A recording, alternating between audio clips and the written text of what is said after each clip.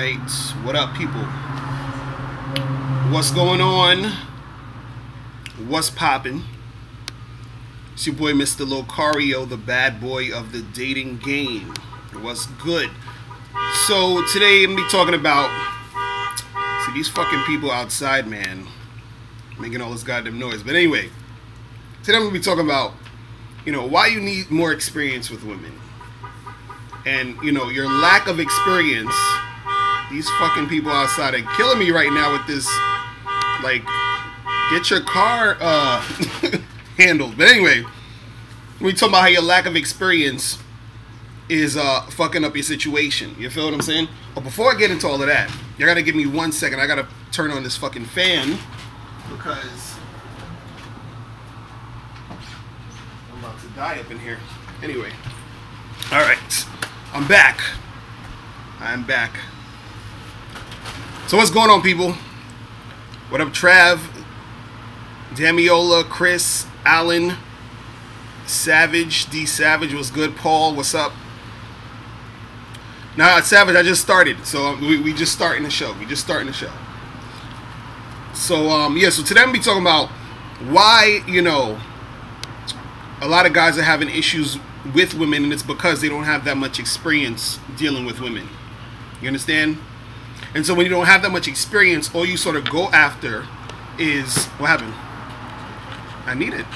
Oh, it's done. I know, but I need it because it's gonna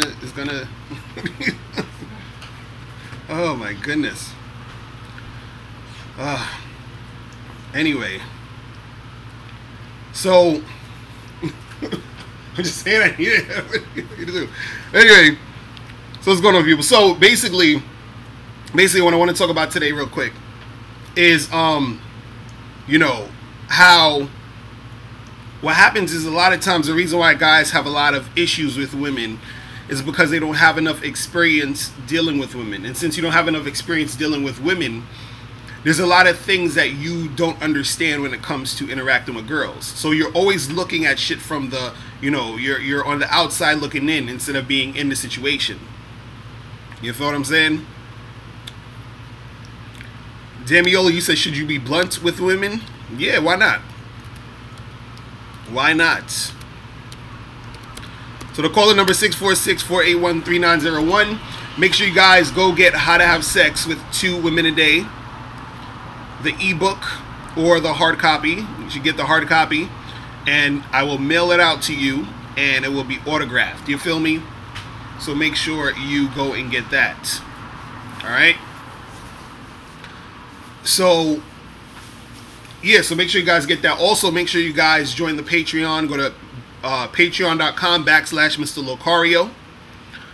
And also make sure you guys join the Bad Boy membership. So go to badboymembership.com. All right. So now that I've got that out the way, I want to just, you know, tell you guys that what happened was I've been getting a lot of emails and a lot of comments on videos here and there. Where guys just, you know, hit me up and they're like, yo, Mr. Locario, you know, I hollered at this chick and she was, you know, interested in me, and, you know, and I talked to this other girl and she was cooperating and yada, yada, yada.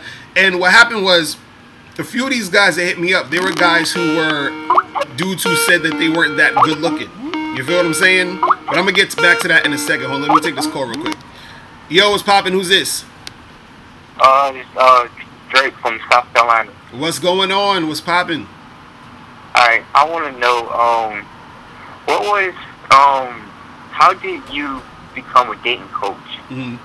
What was your starting point? And 2, how do guys talk themselves out of the pussy? Okay, so you said, how do I become a dating coach, and how do guys talk themselves out of pussy? Is that the questions? Yeah. All right, so, well, the way I became a dating coach was, well, before I was doing this, what I used to do is I used to work in Harlem at an after-school program, and I was doing visual arts type of stuff with kids. And so, you know, I do like video production, all that other stuff. So after I was doing that, I was like, yo, I want to do something that's my own thing that I know how to do. So my dude Miles, he told me, he was like, yo, you should, you know, get into this dating thing, because he was like, yo, you always been out there, you've been doing your player thing, you've been helping. Because what I used to do is I used to help my friends talk to girls. So we would go to parties, and I would be the only dude out of my group of friends talking to chicks. You understand? So I was like, yo, I can't be just standing on the wall. Like, you got to come and make something happen. So I taught them certain things. And then through that, I just started, you know, our dude Miles was like, yo, you should do this for real. So I just started doing YouTube videos. That was the first thing I did. Started doing YouTube videos. And I didn't have no website, no nothing. I was just like doing YouTube videos and then giving advice. And then people started checking them out. And then after that, I was getting a lot of emails. Dudes asking me questions. And I was like, all right, let me, you know, put out some. I wrote my first book, which is The Magnificent 10 Crucial Dating Tips for Men. So you guys can get that for free. Go to MrLocario.com. So it's like a small little book I wrote.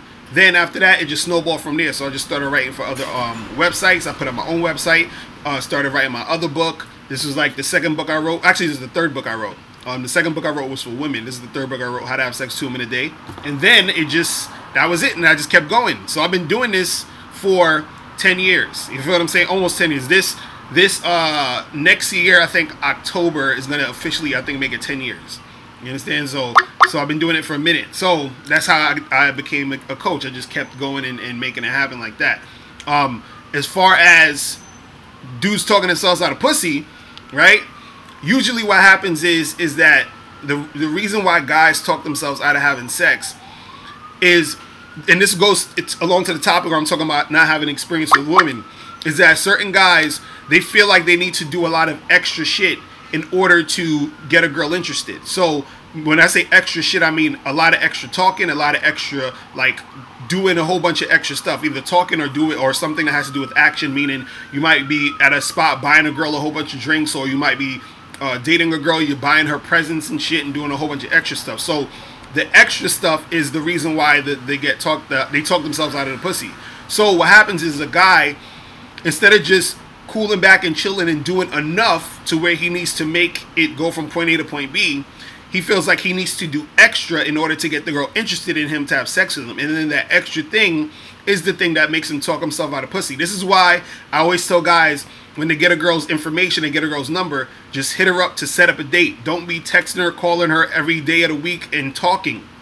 Because when you do all the extra talking, that makes it less likely you're going to get her. Because what happens is that women, when they first meet you, what they do is that they project a sort of like fantasy onto you, meaning this guy could be what I imagine him to be. Now, if you talk too much or you do too much shit, you become a little bit too more realistic, meaning that the things that she thought about you, all the stuff that she imagined, is not really what it is, and then you become more, you understand, you become more of a regular dude. You see what I mean? So, but that's just how they're thinking. So what I always tell guys to do is you have to have sort of that mysterious type of energy just throughout, especially when you're first fucking with a girl. Once you start to get her and you start to see each other for a while, then you just, things is going to fall into place. But when you first start talking to a girl, you have to make sure you're not saying too much and doing too much, because that could take you out the joint. Just like, even on, if you ever do online dating,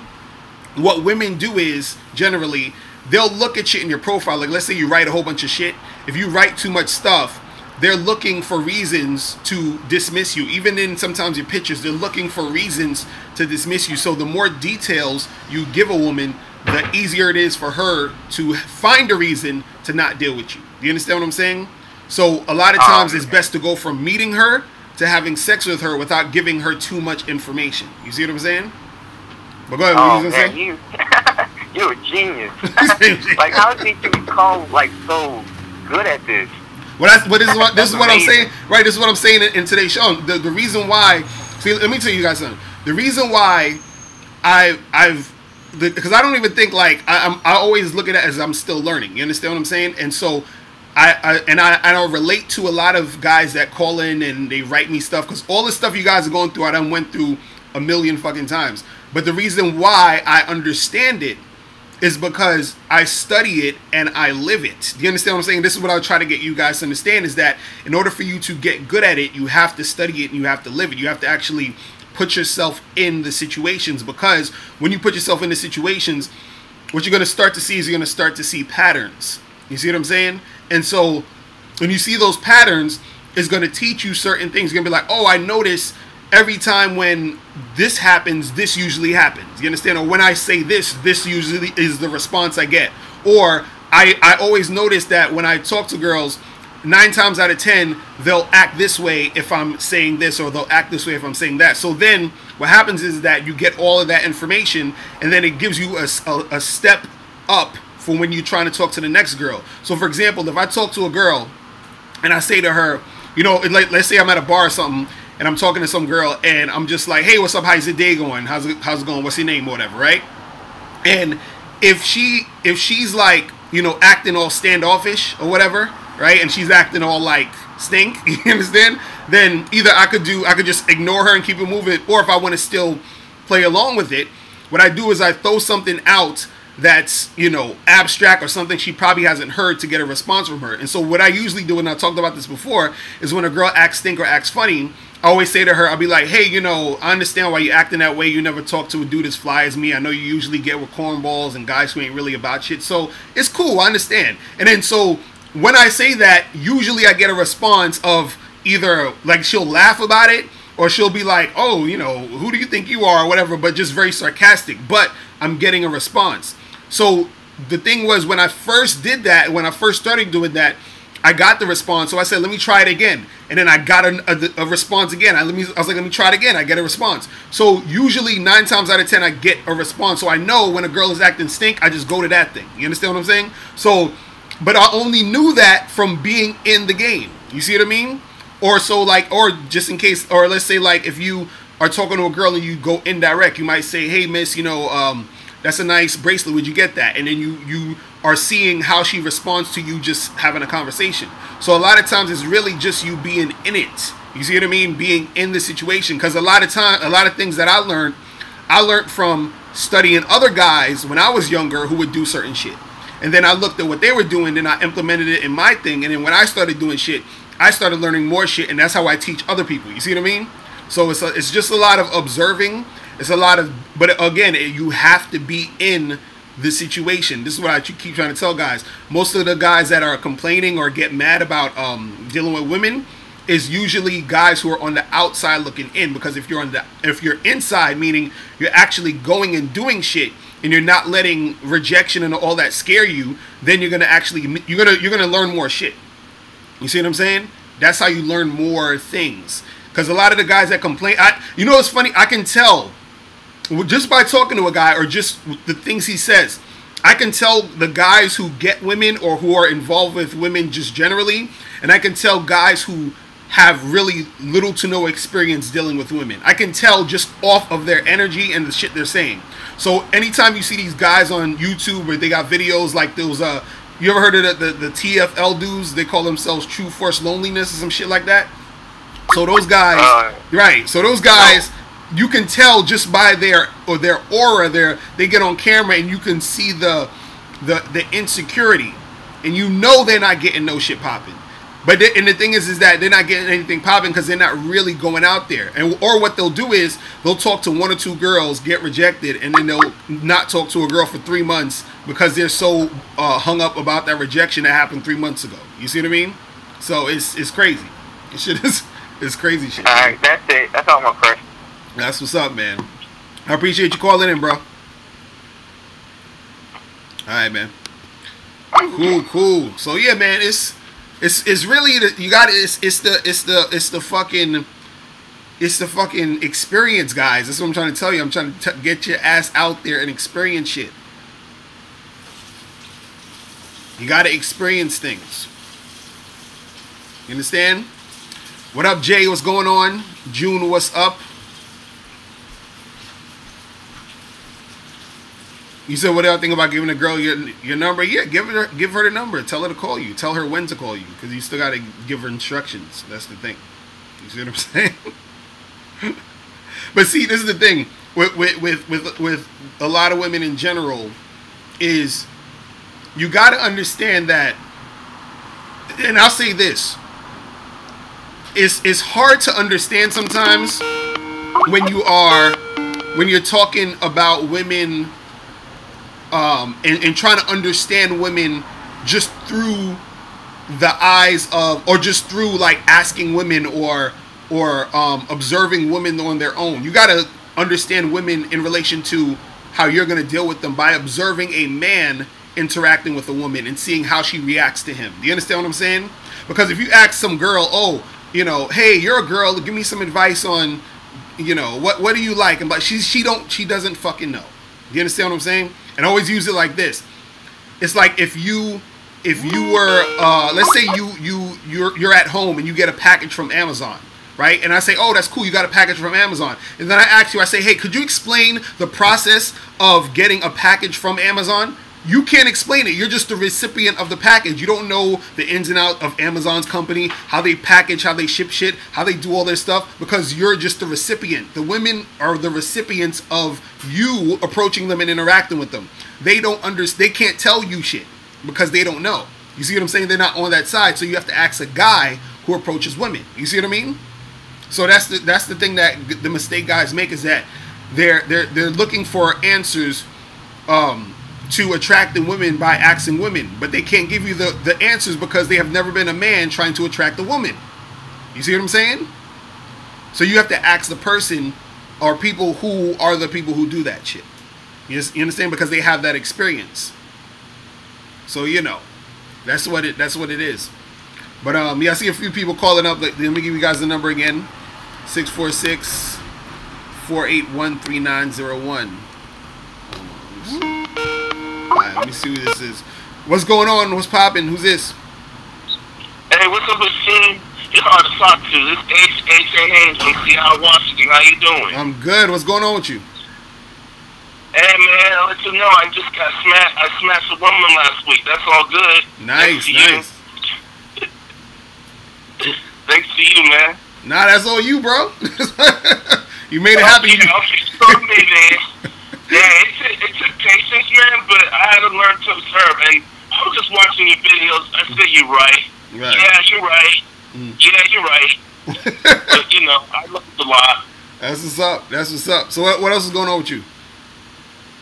Well, all I know is that after I smashed her, I talked to her. I'm supposed to see her probably next week. I'm not trying to rush her or nothing. I'm not trying to be all desperate, so I just talked to other women. So that's how I to do it, so... Right. Going. So I know the whole aspect of what you're saying is not to be. So I know I've gone through a lot of rejections. It doesn't even scare me like shit. But just keep on doing it. So there's other ladies I talk to. So I have numbers there and then. Yeah, of course I go through the flakiness. I just go through it, and then I watch how guys talk to other women, and then kind of like you, to respect other. What they're doing, not trying to be all pushy and all that. So, right. Nah, that's what it's about, man. Just keep putting yourself out there.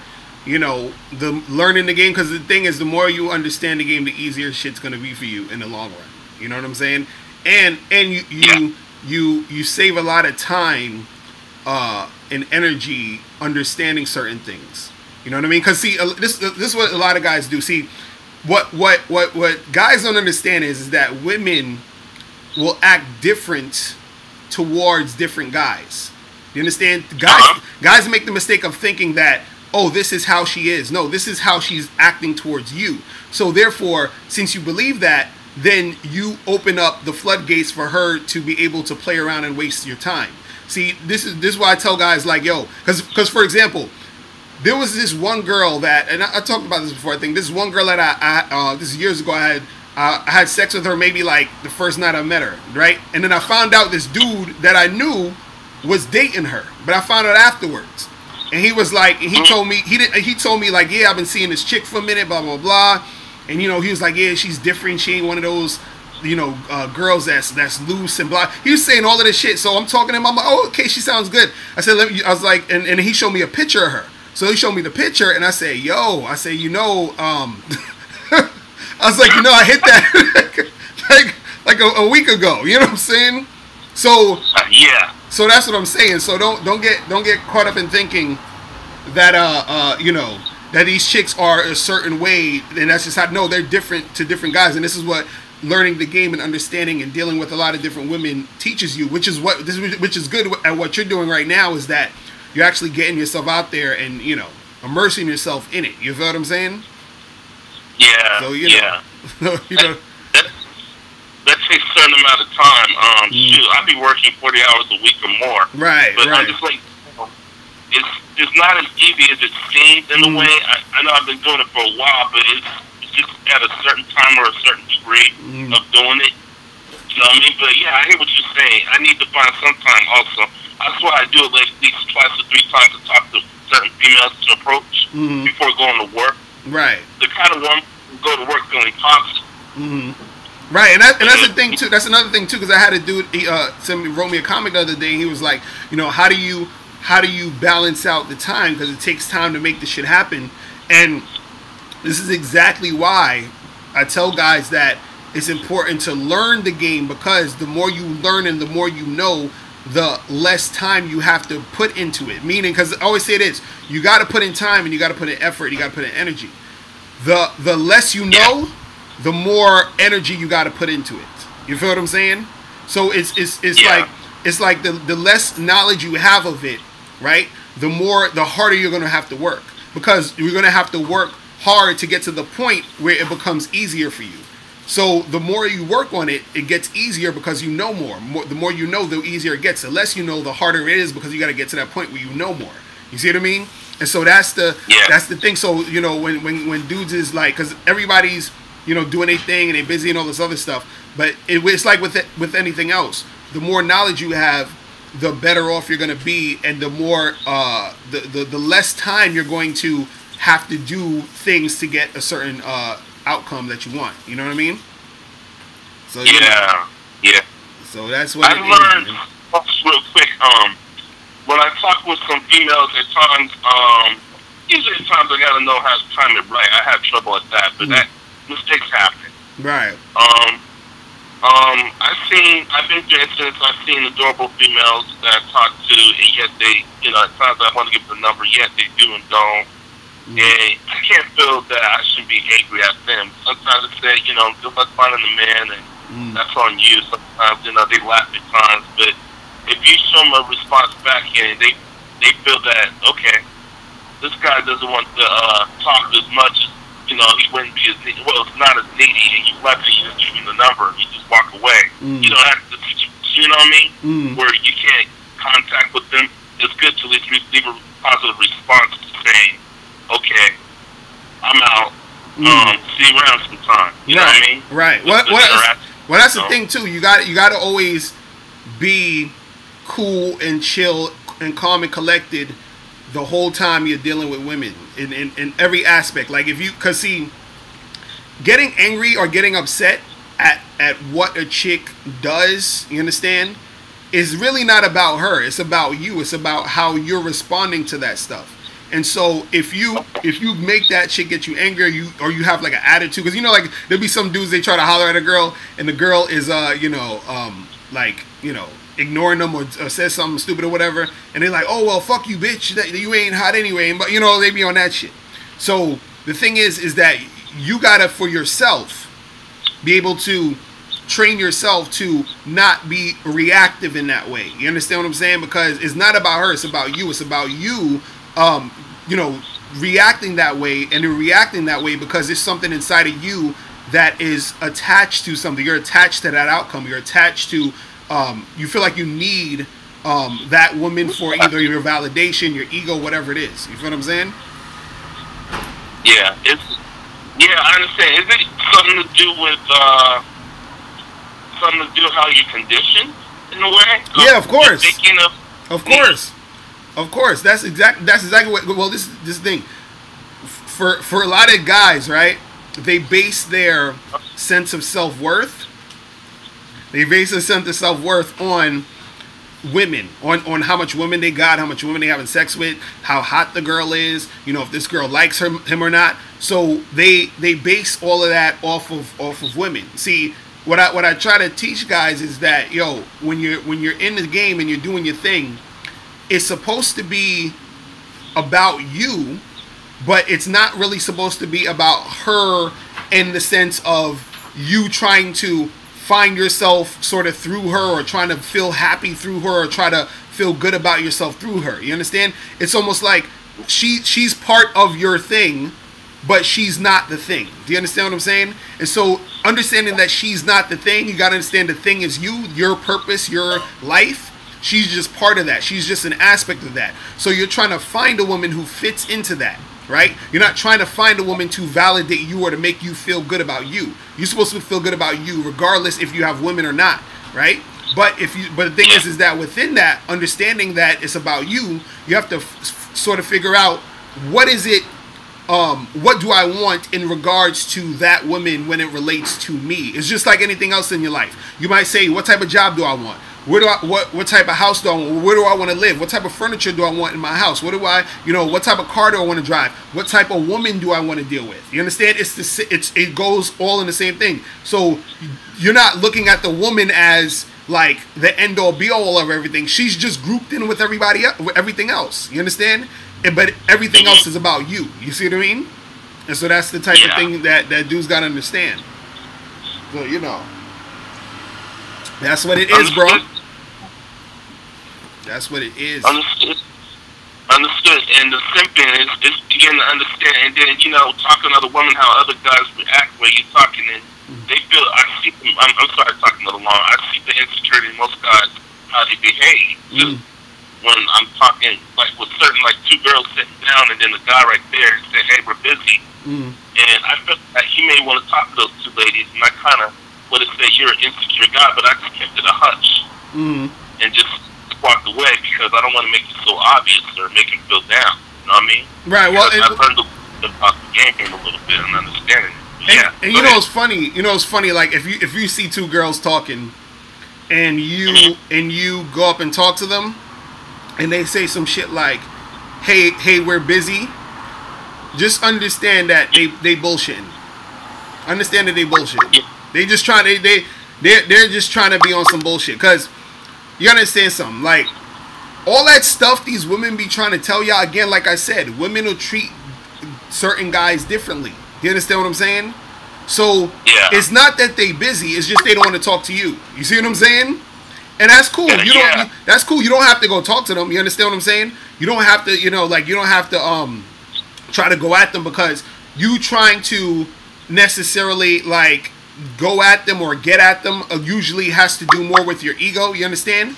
So sometimes, because I've been in those situations where I'll be trying to talk to a chick and she'll be on some this and that, whatever, and then I just leave it alone. I walk away and talk to the next girl. Or like I said earlier, sometimes I'll just play around with it. Then it's almost like I'll start trolling just for fun. You feel what I'm saying? That's when I start asking her questions and giving her shit.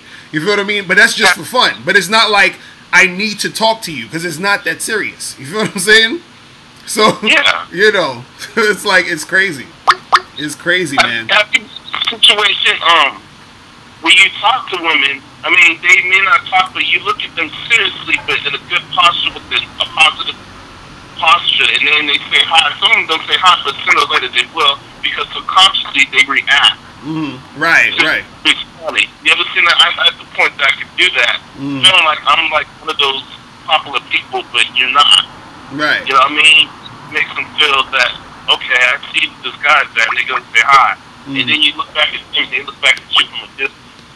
Right. And then you might want to come at them at times. You know what I mean? Right. A ratio, you know what I mean? At times. You know what I mean? No, I feel you. I feel you on that. And, it's a lot of this shit is just really understanding the vibe of the situation,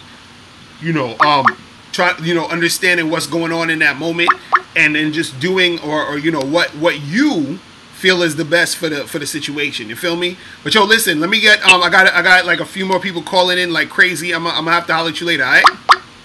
All right, man. I'll listen to you on video. Bye. All right, man. All right, peace, bro. All right. Let me see. Hold on. What's going on? Who's this? Hey, what's up, man? It's me again from California, Sticky E. I know I said some weird shit the other day, but I be going through some weird shit. I don't got no weird shit today, though. Okay, so what's going on, bro? Hey, man, I don't know if you've seen that Ron Wills video that is entitled Levels, and he goes 1 through 5, and the 5th one is like a dude that doesn't know game, but he can still attract like all the females. That's pretty much me, man. Like I could really not even say anything, just my vibe, and like all the females will be choosing.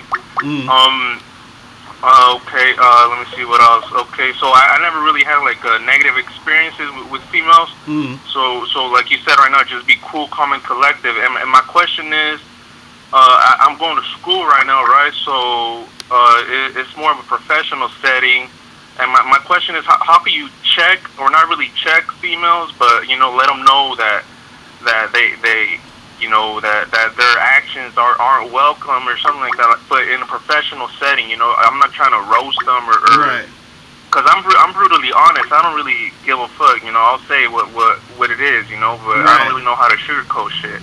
Right. I'm asking, how could I sugarcoat is, something in a professional setting? Right. Well, the thing is, it's not necessarily where when you checking chicks, it has to be something aggressive or crazy, or you ain't got to say nothing, like wild or whatever. In fact, the more calm and cool you are about checking a chick, the better. You understand? Because all you're doing is, like, let's say, because you can check a chick, because this is what it is. You check her verbally by you letting her know by verbally saying, look, that stuff you're doing, I'm not really down for all of that, and I'm not gonna be those type of guys. Like you can't really do all that with me. You understand? Like I'm not cool with that, right? So just letting them know, like, hey, this is not cool or whatever.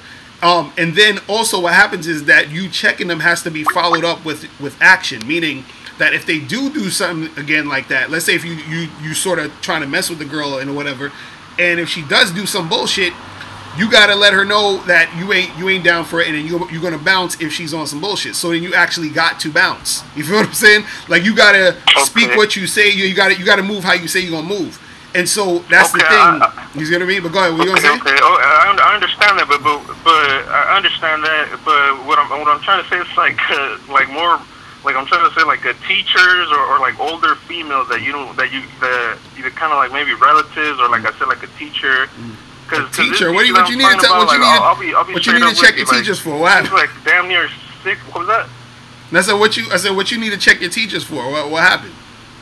No, that's what I'm gonna tell you. Like she's cool, but she's like damn near 60 or something. Like she's real childish, and I have a feeling that she's high on some fucking antidepressants, and that's cool if she take medication. But you know what I mean? Once it starts affecting me, or she's acting weird. Yo, dude, like, bro. Go to school, do your work, and chill the fuck out. Don't worry about your teachers and all that other goofy shit. Do what you got. See, you letting look. You don't gotta be involved with none of that bullshit. If we talking about you dealing with a girl you trying to fuck with, that's one thing. But you talking about your teachers and some older folks and all that other stuff, just do what you need to do in the situations that you need to do shit in. Like if you at work or you at school, do your job, do your work, and go home. You know what I'm saying? Like they saying in the chat room, you taking the game too far. You know what I'm saying? Nah. That's what I'm saying though. It's cause like it's kind of like my grandpa. He kind of had like a short temper. My dad, he's kind of like that too. He kind of has like a serious, mean look on him. And my middle brother's the same thing. And I caught some of that shit too. And like most of the time, I just ignore it. Like you said, I would just be cool, calm, and collective. But after so many times, like that just starts to annoy me. And like I said, it's a school setting. I'm not forced to go to school, but. But that's what I'm saying. You got to be able to adapt in those situations. You understand? Okay. Because it's the thing. Any way that you're acting or you're responding is always your fault. Do you understand what I'm saying? So if somebody's saying some shit to you or saying something, you get annoyed. Anytime you're annoyed, it's not the other person's fault you're annoyed. You're annoyed because it's coming from within you. This is why I'm saying that any way you act is on you. So even if it's annoying you, you have to be able to learn how to not react to you feeling annoyed that way. You understand? You got to learn how to channel that into something else, because everything like it's like this. I don't know if some of y'all, I remember some of y'all was watching my live stream when I had my old roommate in here, and he was up here yelling and screaming and bitching about some bullshit. So, and this is live on camera. You guys can watch. It's on one of my old shows. So he's yelling and bitching, talking about this stuff, and I'm chilling, being cool, calm, and collected. Sean, I know he's trolling, but I want to make a point. So You trolling, I know, but this is good though, because I always can make something out of any situation. This is what I'm trying to teach you guys, is that if in any situation you guys are in, how you react, right, is not anyone else's fault. You understand what I'm saying? It's always you learning or doing what you need to do. You see what I'm saying? You are the one who controls how you what you say, what you do, all of that shit. So you can't put it on anybody else. You understand? So that's what I'm saying. You know, if what you're saying is true, which I think you're trolling, but if what you're saying is true, why you think I'm trolling, man? Because you talking about your teachers and grandmas and old people in school. I'm not saying I'm trying to hit her up. I'm saying like that I'm that level 5, and by default, like even older ladies like trying to like test me and try to talk to me like in a more than like just a student teacher type of way. That's what I'm saying. That's all I'm saying. Well, you said older ladies try to talk to you like a student. Is that what you're talking about? No, they're not trying to keep it like. You saying they're trying to get with you? But you saying they're trying to get with you? Is that what you're saying? Well, what was that? Are you saying they're trying to get with you? They're trying to holler at you? Well, I don't know, but they treat me differently than the other students. That's what I've noticed, and like she talked to me more and like kind of like. It's because you're trolling. You gotta stop trolling in class, bro. You gotta stop trolling in class, son. That's all I'm telling you. You gotta stop trolling. That's why you. Nah, man. Like I said, I just be chilling, just not saying even a word, just doing my work, bro. Man, I don't know. That's what I'm telling you. I'm that level 5, and I just be attracted. Oh man, you hilarious. That's why I just be staying inside. Like real talk, bro. I ain't trolling. You say you're level 5. Okay, I believe you, bro. All right, Sticky E, I gotta get some more of these calls, bro. All right. It's all good, man. It's all good. I appreciate it, though, man. All right, freeze. This dude Sticky E always calling in with some hilarious shit. Oh my goodness. Yo, what's going on? Who's this? Yo, hello. Hello. What's going on? Hey, this is Nathan from DC. What's going on with you, man? Hey, are you live? Yeah, I'm live. You live right now. Hey, okay. Okay, so my thing is a really quick question, man. So basically, I talked to this girl in the elevator in my apartment, right? And we have the same class together, or whatever, like a workout class. And I talked to her, and I asked her, what's up, how you doing, whatever. Let's go out sometime, or whatever. Not like whatever, like let's go out sometime. And she was like, I'm not sure about that. And I asked her again, and then she was like, I'm not sure about that. And I was like, she said, she didn't mention anything about a boyfriend or whatever. She's like, I'm not sure. I was like, okay, whatever, I just dropped it, whatever, and went back to my room. And the next day, I saw her in an elevator going to work, and then she was like, I asked her, oh, so maybe, probably a lot of guys asked you out, right? And she was like, yeah, I guess. So she was like, yeah, you assumed you just assumed something else. And she was like, yeah, I'm in a relationship. So I was thinking, like, why didn't you just tell me that in the elevator? Because she's an attention whore. That's it. That's all you got to know. She's a fucking attention whore, man. Oh shit. That's all that is. Okay. That's all that is. Because this is what I gotta explain, you guys. Like, yo, women. Look, man. It's either a woman is feeling you and she gonna cooperate, or she's not feeling you and she's not gonna cooperate, or you're gonna have the chicks in the middle who are usually attention whores, or in rare cases, chicks who are sort of feeling you, but they'll play games because they're not all the way feeling you. You feel what I'm saying? So the thing is her talking about, oh, I'm not sure about that, right? That's already a red flag right there. That's already her being on some uncooperative shit, because it's either yes or no. You understand what I'm saying? All that I'm not sure about that nonsense is bullshit. You understand? She just likes the fact you're hollering at her. She likes the fact that other dudes hollering at her, even though she got a man. And this is the thing. Women, I remember one time I was at an event with my girl, right? And we're at this event, and this event was for like some single people or whatever, right? So I remember my girl saying to me, she's like, "Oh, I hate being at these events because I feel like I'm invisible." You feel what I'm saying? Because all the dudes knew she had a man, so the dudes wasn't really trying to talk to her. They weren't giving her any attention at this moment. You feel what I'm saying? So chicks like to feel like they are wanted and they're desired and all of that. So them saying to you or letting you know they got a man is going to cut off the attention you're giving them. Do you see what I'm saying? And so that's what it is. Right. She's just an attention whore. You see what I mean? Like, so that's what it is. You know. Yeah, that's it. Just an attention whore. Right. But then when she was walking in the parking garage, she would use like every moment. Like I walk past her, or like out the corner of her eye, she would be like, "Hey," or like, "Hey, how are you?" Like she would always use every moment to like make an excuse to like talk to me and say, "Hey, how are you doing?" Mm-hmm. Like I never saw her doing that to any other dude but me, though. Right. Again, she just wants that attention. That's all it is. That's all you got to do. Okay. Just cut that off and just keep that shit moving. Keep that shit moving. All right, you feel me? Yeah. All right, bro. I'm out at you, man. Bro. All right. Peace. Yeah, these chicks out here, man. Trust me. They on that attention whore shit heavy. Oh, I had some dude calling in from 816. He was calling in like crazy. Like it was like an emergency or some shit. Call back 816 so I can, answer the call or whatever.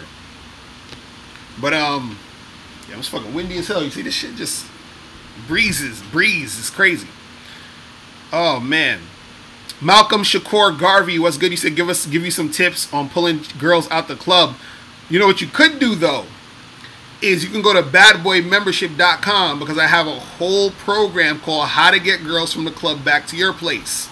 You see what I'm saying? So go to badboymembership.com. I have a whole program called How to Get Girls from the Club Back to Your Place. And I talk about it step by step. It's just, the shit is deep. You feel me? This shit is deep. 3901. So the calling number is 646-481-3901. But yeah, you got to watch out for these attention whores. And again, that goes with understanding the game and having experience in the game. You feel me? Yo, what's poppin'? Who's this? Hello? Hey, Locario. What up? What's going on? Who's this? Hey, it's Jay over in Honolulu. What up, man? What's going on with you? Yeah, man. I've been following you for a while, man. You certified. That's what's up. Appreciate it, man. All right, so my question is pretty simple. What's the difference between gaming in and out of work? The reason why I ask is because I work at a restaurant and there's so many beautiful women that work with me. But I'm still trying to sharpen up the sword, and I don't want to burn through a bunch of them and get a bad rep because that can, lose me my job. So how should I go about asking girls if they feel me at work versus just on the street? Right. Well, that's the thing with girls that's at your job. I always say this to people: How bad do you like your job? You understand? That's the first thing you gotta ask yourself. That's the first thing. So if you like your job, then you should sort of like fall back off the chicks at your job. And when I say fall back, I mean that you have to fall back and see if they're choosing you heavy. Like if a girl's choosing you heavy at your job, then it's easier to make shit happen. But because she's choosing instead of you really like going in and whatever, right? But the difference is, I would say, of course, if you just on the street and you're talking to girls on the street, it's whatever. You just go up, holler at them, it's nothing. But the job, since there's that, since you have the job there as in that situation, it makes it a little bit more tricky because one, some girls will flirt with you at work because they know that they can be attention whores. Do you understand? Because they know that there's a barrier there. They know that, oh, well, I could play around with him and he won't do too much because we're at work. You feel what I'm saying? But on the flip side, you have girls who actually will flirt with you, but they want to do something because they're interested. So you got to sort of, know the difference and fill it out. And so what I would say too, and I talk about this in the book, How to Have Sex 2 Women a Day, I talk about if you are dealing with a chick who is at your job, you got to try to holler at her outside the work environment. Do you see what I'm saying? So you got to holler at her on your lunch break, if y'all are out to lunch, or after work, you go get a drink with her and chill. You understand? That type of shit. But don't like do it too much on the actual job. You see what I'm saying? Right. So it's more along the lines of just like when you're on the street, getting, if, you know, like I said, if she's feeling you, you know, let her feel you, you know, try and get the number, but don't do a whole bunch of talking. Just see if she wants to do something after work. Right. So yeah, so if you at work, try to get activities going outside of work. So like you see a girl at your job, you be like, yo, what you up to this weekend? Oh, there's this thing popping off, you should come through. You understand? Like that type of shit. So you're not flirting too much at work, you're not really trying to holler too much at the job. You understand? You invite her to do something outside of work, and then that's when you make your moves. You understand? Makes sense. Makes complete sense. I got one more small, tiny question. Right. And I'll let it keep moving. I'm noticing that it's when I'm talking to chicks, whether it be at work or whatever, there's a certain point where I feel like I'm not really hooking in emotionally and getting that interest. I feel like I ask too many questions and I'm not doing enough role play, enough flirtation, stuff like that. Like, but you were saying earlier, you don't want to do too much extra. Like, what's the line between being too boring and asking too many questions and not really coming off, with that edge versus, being too much, too extra, and the girl thinking, oh, this nigga's just a player. Right. Well, the thing is,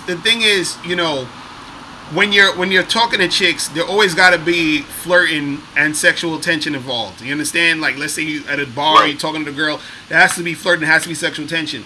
Now, the thing is this, and this is what's tricky about, asking questions and all of this and interacting with the girl, is that, one, you want to ask her questions just to get information. See, the questions you ask her should be information based, and the information you're trying to get is based off of what you're looking for or what you're trying to do with her. You understand what I'm saying? So you're doing that. So it's almost like you're questioning her to, it's like you're the employer trying to gain an employee. You're trying to see if she's you understand what I'm saying?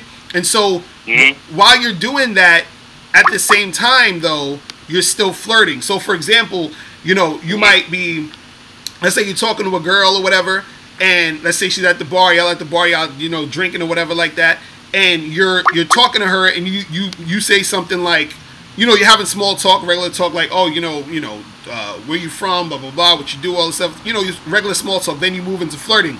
So you get closer to her, and you be like, yo, you got some like sexy ass lips, blah blah blah, and then you're doing that shit. Now, as you're doing that stuff, right? You should also be questioning her based off of what your agenda is. So let's say you're thinking like, I'm trying to find a few chicks to like hook up with. You understand what I'm saying? So you could say to her like, yo, what type of you could say something to her like, what type of things do guys actually like about you? You know what I mean? Like what is it about you that guys like? You understand what I'm saying?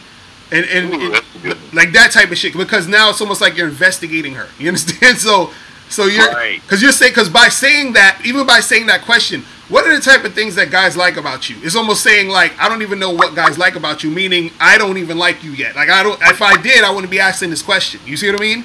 So you see what I'm saying? So the type of questions you ask are important because it shows the dynamic of where you stand in relation to her, and then it's going to make her respond to you in a certain way. You see what I mean? So that is the difference between asking that question and asking a question like, oh hey, so and it's also your tone too, because you'd be like, oh hey, so what type of places do you like to go out to eat? Because I like to go out a lot. We should go out sometime. Like you it's almost like you're trying to get her to like you so that you can go on a date with her. You see what I'm saying? And that's why you're asking a question. So your intentions of why you're asking the questions, and the questions also themselves, determine the vibe of the situation. You see what I'm saying? And then that's what makes it stick a little bit now, because now you always want to get the girl on the side of trying to prove herself to you.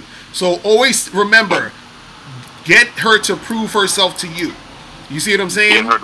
Right. And everything should be based off of that. So even your whole demeanor, like sometimes when I'm talking to a chick, I'm just listening to what she's saying, and then I get information based off of what she's saying to ask the next question. You see what I mean? To get herself to prove herself to me more. So, and then sometimes she'll be like, oh yeah, you know, I like to go and do the, you know, I like to go out to dancing and all this other stuff. And I'll be like, yeah, you know, dancing's cool. I'd rather just like to go to certain places just to lay back and chill, drink something, you know. I'm not too into dancing too much, but that's cool, you know. And so based off of her response, that shows me what she's feeling. Because she might say something like, oh yeah, you know, I like that too. I like to lounge sometimes. I don't want to dance all the time, you know. So it's showing that she's trying to get in my good graces. You see what I'm saying? Because now she's proving herself to you. Right. Because a girl who likes you, right? The girl who likes you, she's gonna always try to be on your side. You understand what I'm saying? She's gonna always try to agree with you. She's gonna always laugh at your jokes. She's gonna try her best to get you to like her. You see what I'm saying? And so that's the thing. You see what I mean? Right. That makes complete sense. Right. Because you gotta understand this. A woman, see, for part of a woman's attraction to you is her journey of trying to get to you. You understand? Oh. You see what I mean? That's part of it. Yeah, so dudes just trying to run up so quick, they don't really give them a chance to pursue you. Right, exactly. Exactly. So part of what makes her attracted to you is the uncertainty of she doesn't know she got you or that she can get you. So that feeling of her thinking about you, wanting to pursue you, wanting to get with you, that's part of the attraction to you. That's part of the whole thing. You see what I'm saying? And so when a lot of times when guys come up to girls and they're kissing their butt and sucking their ass and all of this other shit, then they don't allow women to have that part of the attraction. Do you see what I'm saying? They don't allow women to do that. So you gotta, it's almost like you're doing her a favor by getting her to prove herself to you. Do you see what I'm saying? Because again, like you were saying, how do you get it to stick emotionally? That's how you do it. You see what I'm saying? And that's how it happens. So you gotta understand that part of the game. You feel me? So it is what it is. Right. That's solid gold, man. That's solid gold. I appreciate you, Locario. That's what's up, man. All right, man. I'm holler at you, man. All right. All right, peace. All right, 816, call up again. You've been trying to call for like forever. 816 area code. Call up. Call up and make it happen. So what's going on in the chat room, people? Oh, man. What is going on? Crazy, crazy. But y'all been here talking about MGTOW. That's funny. What's going on, Rashawn? What's popping with you, bro? Yeah, so you know what I wanted to tell you guys, man. Ken, what he said, I need to relaunch my rap career. Hell no. Hell no. I wouldn't make it. I wouldn't make it at all. I would not make it in rap right now. But yeah, what I want to tell you guys is that, you know, when it comes to dealing with women, is you got to have this experience, man. You got to get out there and get some experience.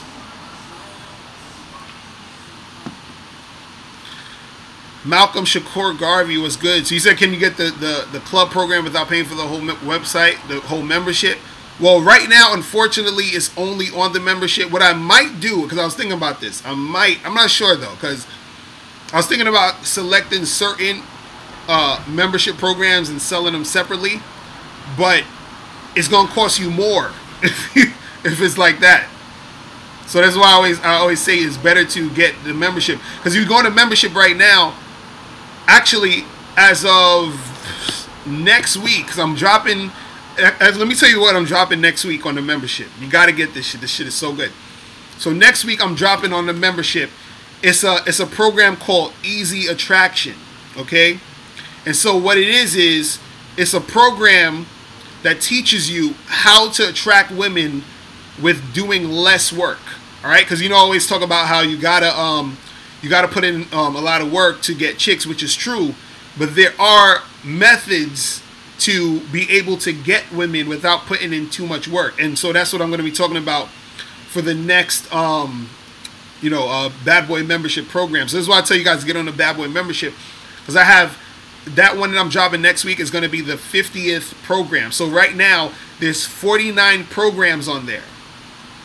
There's 49 programs on the Bad Boy membership.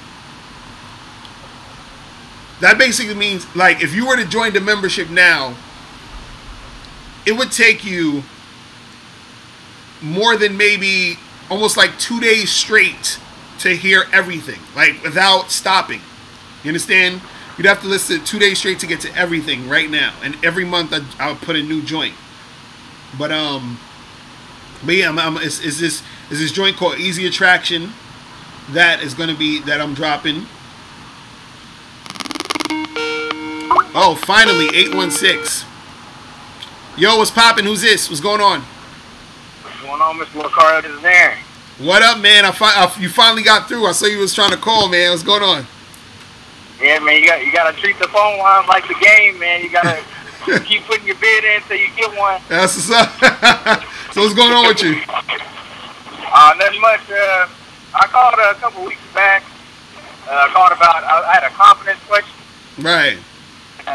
It really helped me out, man. I appreciate it. That's what's up. But yeah, now I got a couple more questions though. That's what's up. What's going on?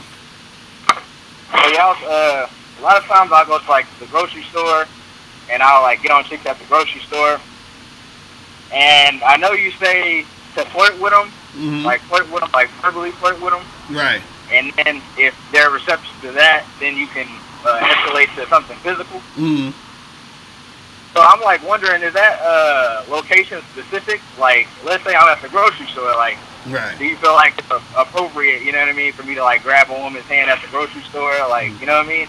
Well, this is the thing. It depends on the context of the situation, because see, everything is it's dependent upon what's literally happening in the situation. So if you're in a grocery store and let's say I see a chick in the grocery store and I walk up to her and I'm like, hey, how you doing? You know, what's going on? She's like, oh, hey, what's up? And then we start getting a conversation, right?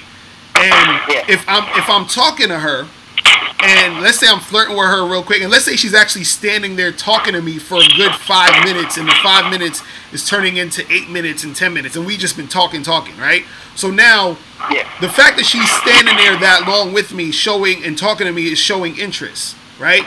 So at that point, I could be flirting with her, and I could say, yo, you know, I'd be like, you know, I could be like, yo, come here, give me a hug real quick, and I just hug her, and I'm squeezing her tight, she's hugging me, and then now, as I'm hugging her, I sort of back up, but I don't let go of her. Now I got her in my arms and we talking. You understand what I'm saying? And that just came from the fact that I know she's interested because she's standing here talking to me for like 5-10 minutes. You feel what I'm saying? So the thing is like, because like that could be even me as I'm about to go. I'll be like, yo, I'm about to get out of here. You know, give me a hug real quick. And I give her a hug, and then I fall back, and then now I'm still talking to her with my arms around her and be like, yo, so what you doing? You know, later today? Blah blah blah. We should get together. You know, whatever.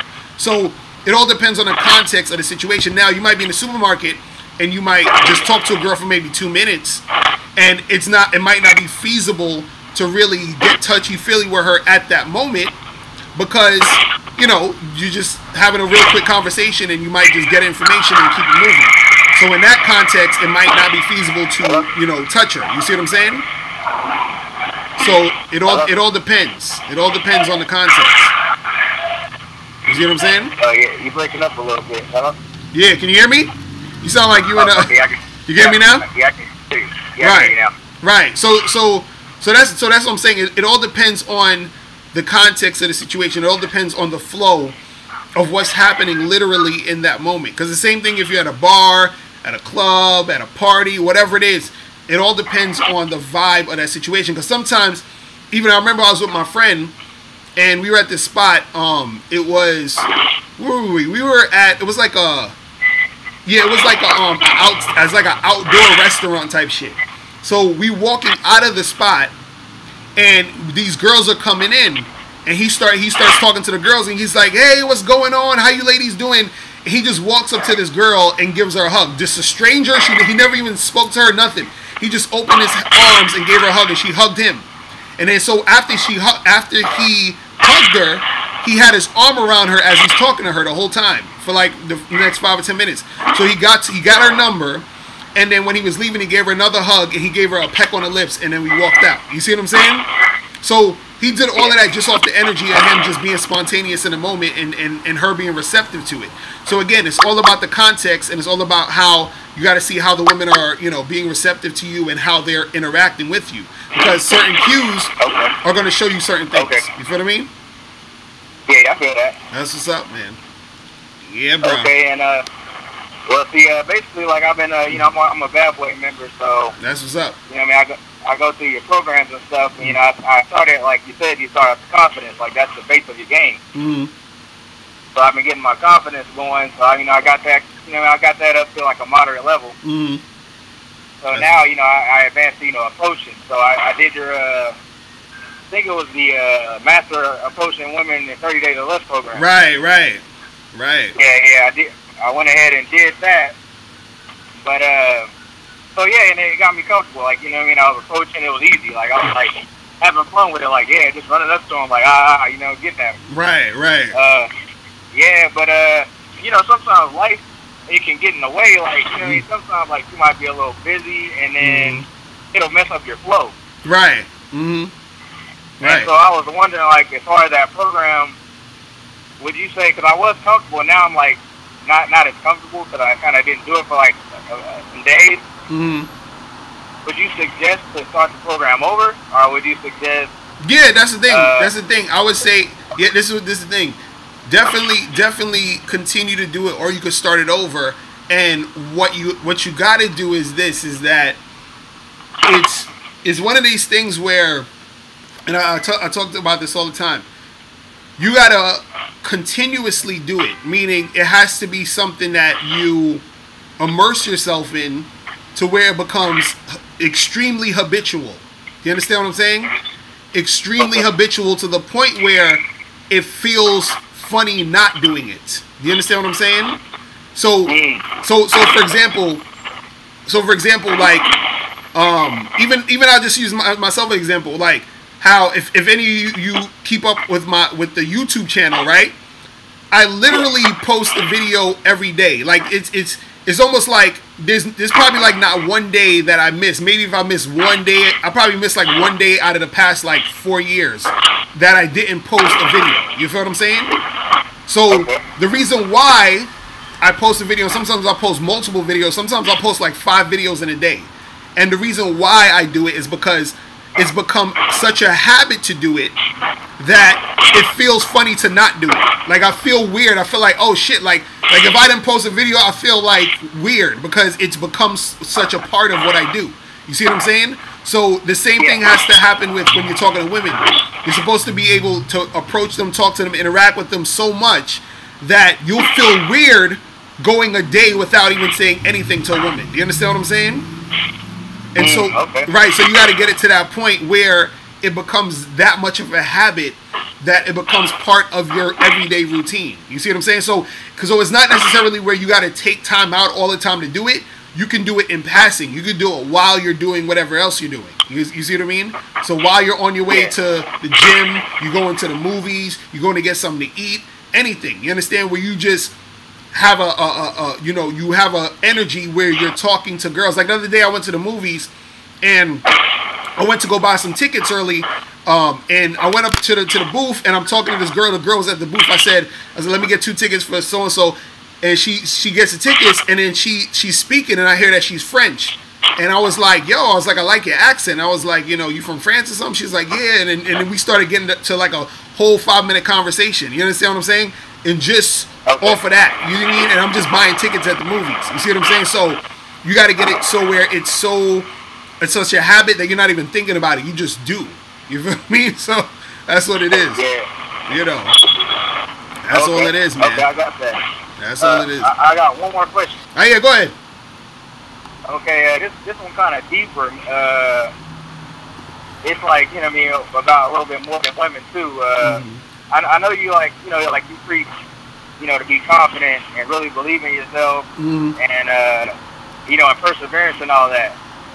But on the reverse, like, you know, there's two sides to everything. So when do you think is a good time to say, you know what, this thing right here is not for me? Or, you know what I mean? Like, what's the thing that helps you know, like, okay, you should be confident in this situation and maybe persevere in it, or you shouldn't be confident in this situation and stop doing that, you know? So you're saying when is the time to say, oh, I just shouldn't be doing this thing or whatever like that? Yeah, or like, you know what I mean? Because certain stuff is for certain people, you know what I mean? Well, like, for example. Now go ahead. What you gonna say? Go ahead. Well, kind of like, you know, for example, like you rapped for a while, and then you decided that, you know, I'm not gonna do that. Right. And then you decided, like, this, you know, the dating coach thing is like working for me. This is what I'm gonna do. You know what I mean? Right. Well, that's the thing. Well, the thing is, when you stop doing something, it should be because you actually don't want to do it. You understand? Because even with rapping, the reason why I stopped rapping was because I just didn't want to do it anymore. Like, I was like, I really truly, like, there was no more passion in it anymore. You feel what I'm saying?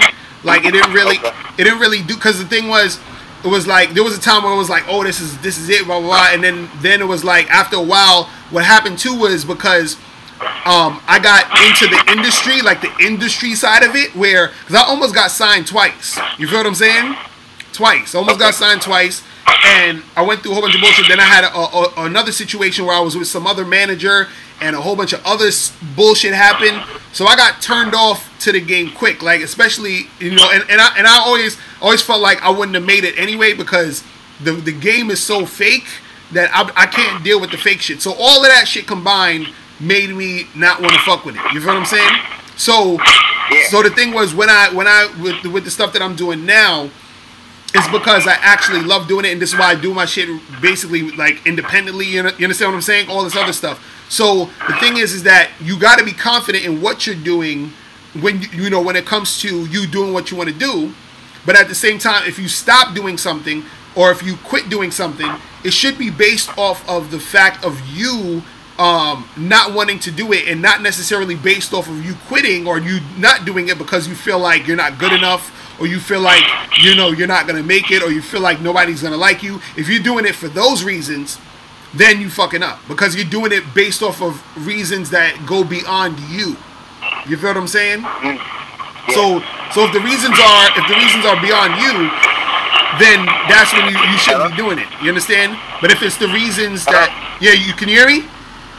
Okay, I can hear you. Yeah, so that's what I'm saying. If it's something you want to do, you continue doing it. If it's something you don't want to do because of you, then don't do it. But don't stop doing some shit because everybody else doesn't want you to do it or whatever. You understand what I'm saying? So that's the difference. If you stop because of other people, that's when you're fucking up. You see what I mean? If you stop because you don't want to do it, then that's a different story. You see what I'm saying? Yeah, okay. So that's what it is. That's what it is, bro. You know what I'm saying? Man, I appreciate the game. Like, you really helped me out a lot, man. I'm gonna continue to support you, man. Definitely, man. I appreciate that, bro. Alright, you have a good one. Alright, I'm gonna holler at you. Peace. Yeah, man. You guys are quick. I be calling in quicker than a motherfucker. What's going on? What's popping? Hey, this is Dave from DC. What up? Hey, quick one. Hey, okay, so basically, I had this model chick. You know, she was on like actual like fashion model or whatever. Right. You know, so like I'm 5'9", she's like probably 5'11", 60.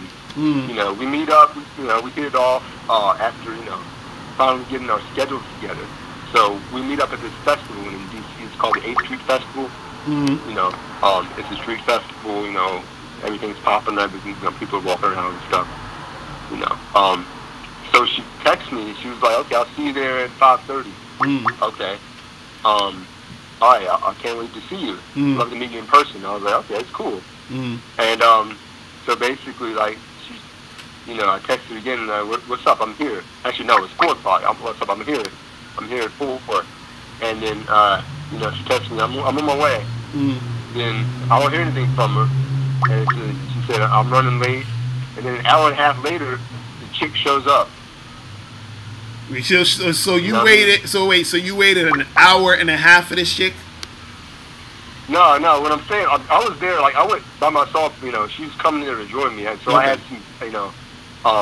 I saw a friend that just happened to be there. I walked around. I didn't wait for her. I was walking around doing whatever, because I wanted to be there myself.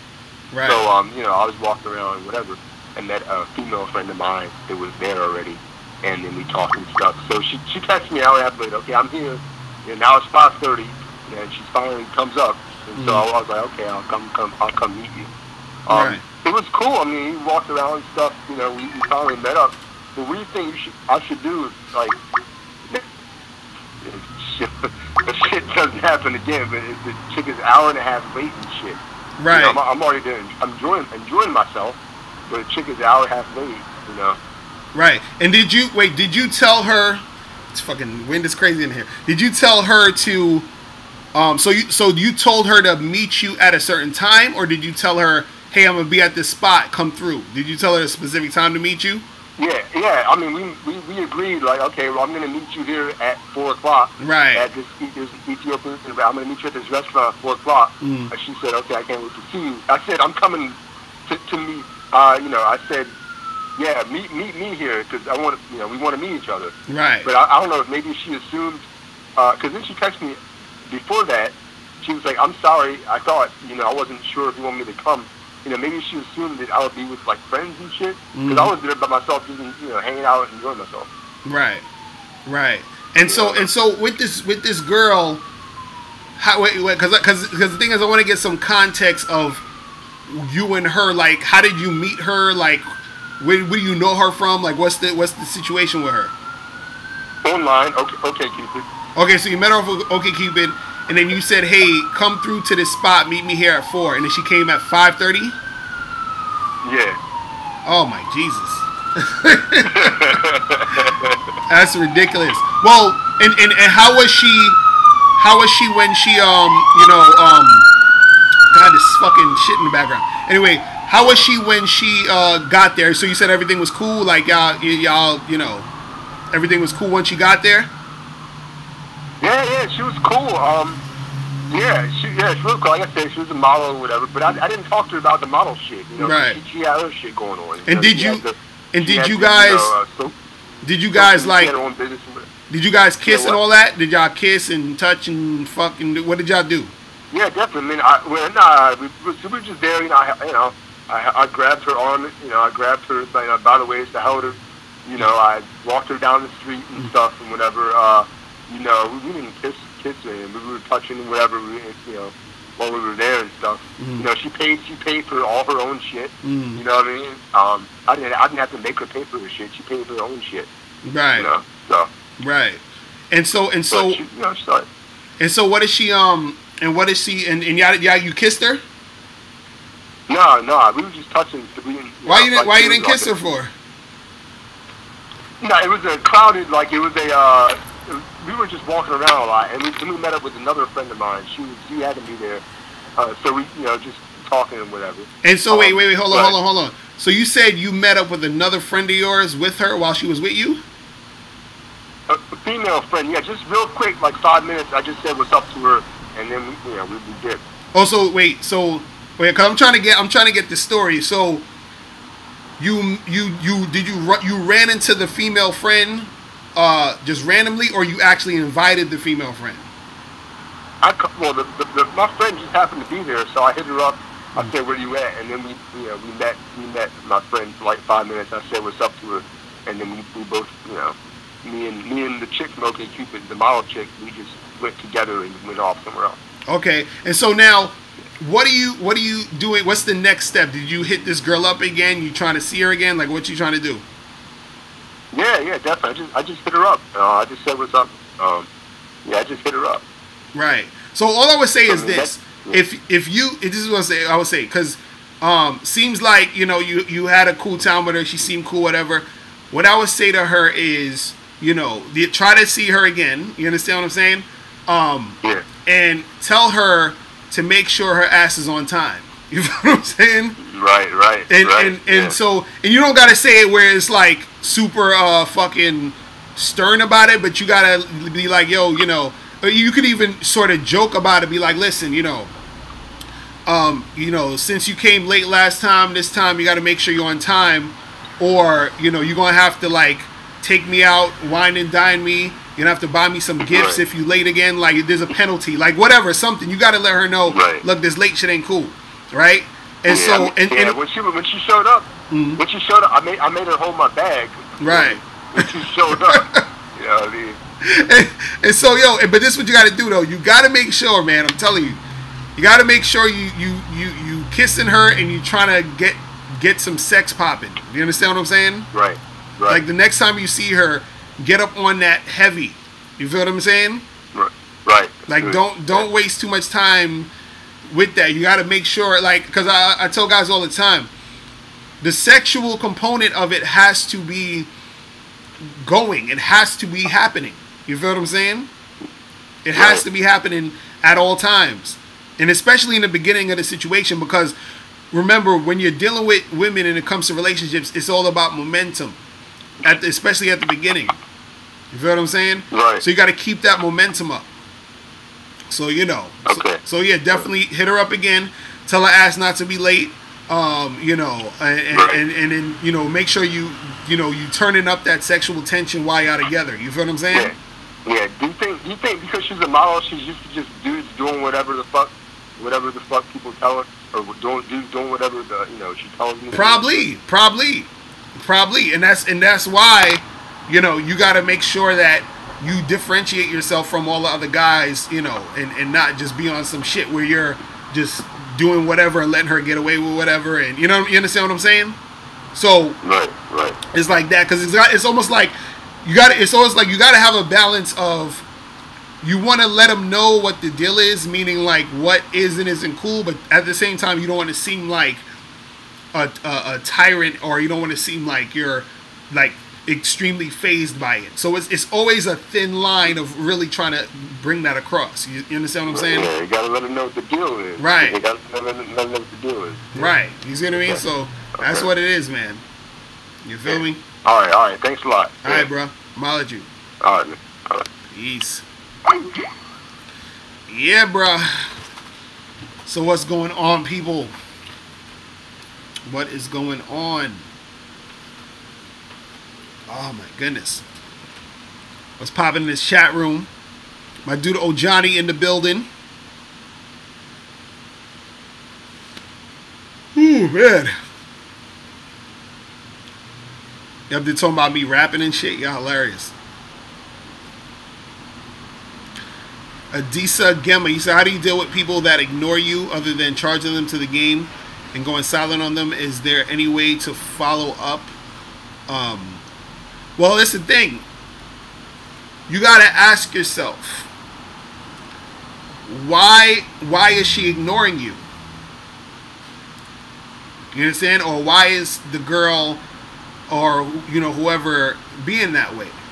See, a person who's into you, a chick who's into you, and she has some interest in you, is gonna be responsive.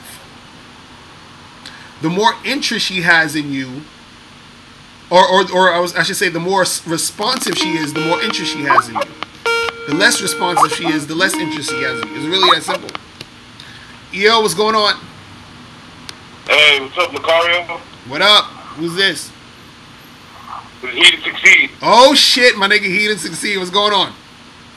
Hey man, I got a question. So, how are you supposed to be confident if all your experiences with women are bad?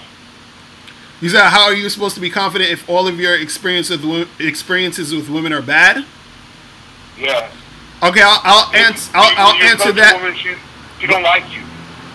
Every time you approach a woman, she's letting you know, whether it's tactically or direct, she's letting you know that she don't like your ass. Right. So I'll answer that question with another question. If you're an entrepreneur, right? How does an entrepreneur, or how does a successful entrepreneur be able to get success if most of his experiences were unsuccessful? You understand what I'm saying? how does a person who owns a business now, how did they get there if most of their experiences was failure? I mean, but see, the difference is with them, they'll see progress. Right. Right. Wait. Hold on. Wait. Stop right there. You just answered it. You just answered it. You said they will see progress. So what is the progress that they're seeing, right? Because see, that's the problem with a lot of guys. Because you're asking me, how does a person become confident if they're not seeing anything going on or any progress? And also I'm gonna get to that too, because you don't actually need to really even see it to be confident, but that's another story. But if you're talking to a girl, right? Let's say me and you go up and talk to some girls, right? And you want to get her number, right? Let's say you don't get the number, right? What most guys are gonna think is that they failed because they didn't get the number. But the thing is, if you actually look at the whole situation, right, you're going to see some progress. You're going to see progress, meaning that you actually went up and talked to her, that you actually had a conversation, that she stayed and had a conversation with you. So that's seeing progress. The same way where an entrepreneur, he might not be making any money, but he's seeing progress. He's like, oh, I went from this point to that point, and before I was only doing this, now I'm doing that. So I'm seeing progress. So it's still a lot of it all about how you see it, because if you see certain things and you look for progress, that'll motivate you to get more progress. The problem is that you're trying to get the girl's number. Since you didn't get the girl's number, you're looking at everything in the situation as a failure, right? So then that makes you not motivated to do anything. You see what I'm saying? So it all. I feel you, bro. Hey, listen, I feel you. Like, that's a good outlook on it. That's positive, and that's like giving you motivation to move on. But what I'm viewing it as, it's like, you got the motherfucker in second place, and then you got the guy in fourth place, but he's still a loser. You know what I mean? Like, it's only guys like Mr. Locario who are in first place. They're the winners. A guy in second place can't brag to a guy in 16th place and be like, I'm better than you, because at the end of the day, you're still a loser. So basically. So it don't matter if I talk to women, if they reject my ass. I still lost. I'm in the same position as a guy who just sat down on the sideline. So basically, but this is what I'm saying. Basically, by your logic, right? Everyone who isn't, let's say in Bill Gates or Oprah's position or Warren Buffett is a loser, because they're not making as much money as those people. You understand what I'm saying? So just because you're not getting as much girls as the next guy, or you're not getting girls as fast as the next guy, you're saying you're a loser because you keep comparing yourself to other people. You understand what I'm saying? So instead of worrying about the other guy who you assume is in first place, you got to figure out what you need to do to win. So what do you need to do?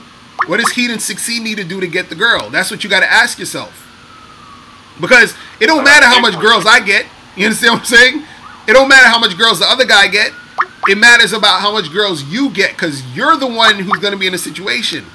So that's what I'm saying. Like, you gotta figure out what you can do for you. Because, and also too, this is what I want to explain to you. Because your question was, how does a guy who keeps getting rejected by women be confident because he keeps getting rejected by women?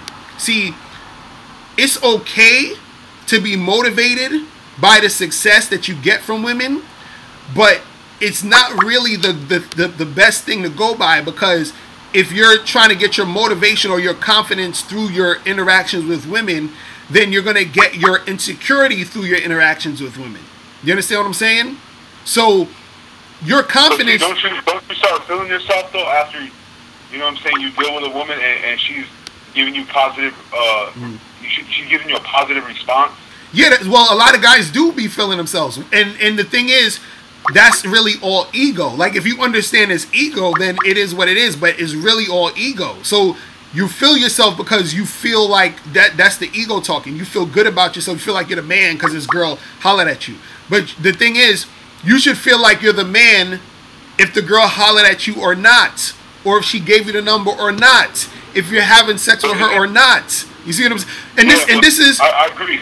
And this is the part. Wait, and this is the part. Isn't that ego, and then the confidence that you're preaching about? Isn't it the two sides of the same coin? Well, isn't ego your confidence? Because it's getting the same. It's basically just another way to skin a cat. It's the same thing. No. Your ego is not your confidence. You see what I'm saying?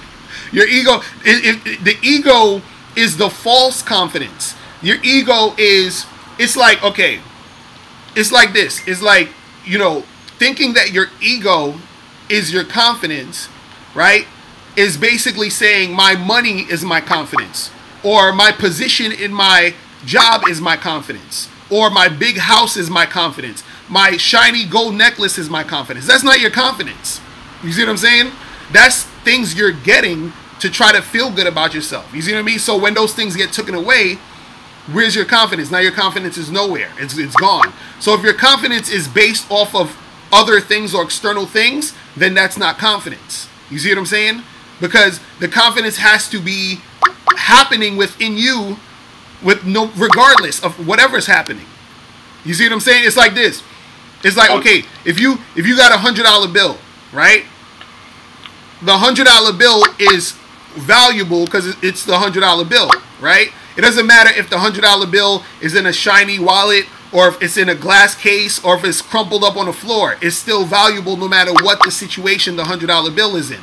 So imagine you're that $100 bill. No matter what's happening, you should still see yourself as valuable no matter what's happening in the situation. That's what we're trying to say.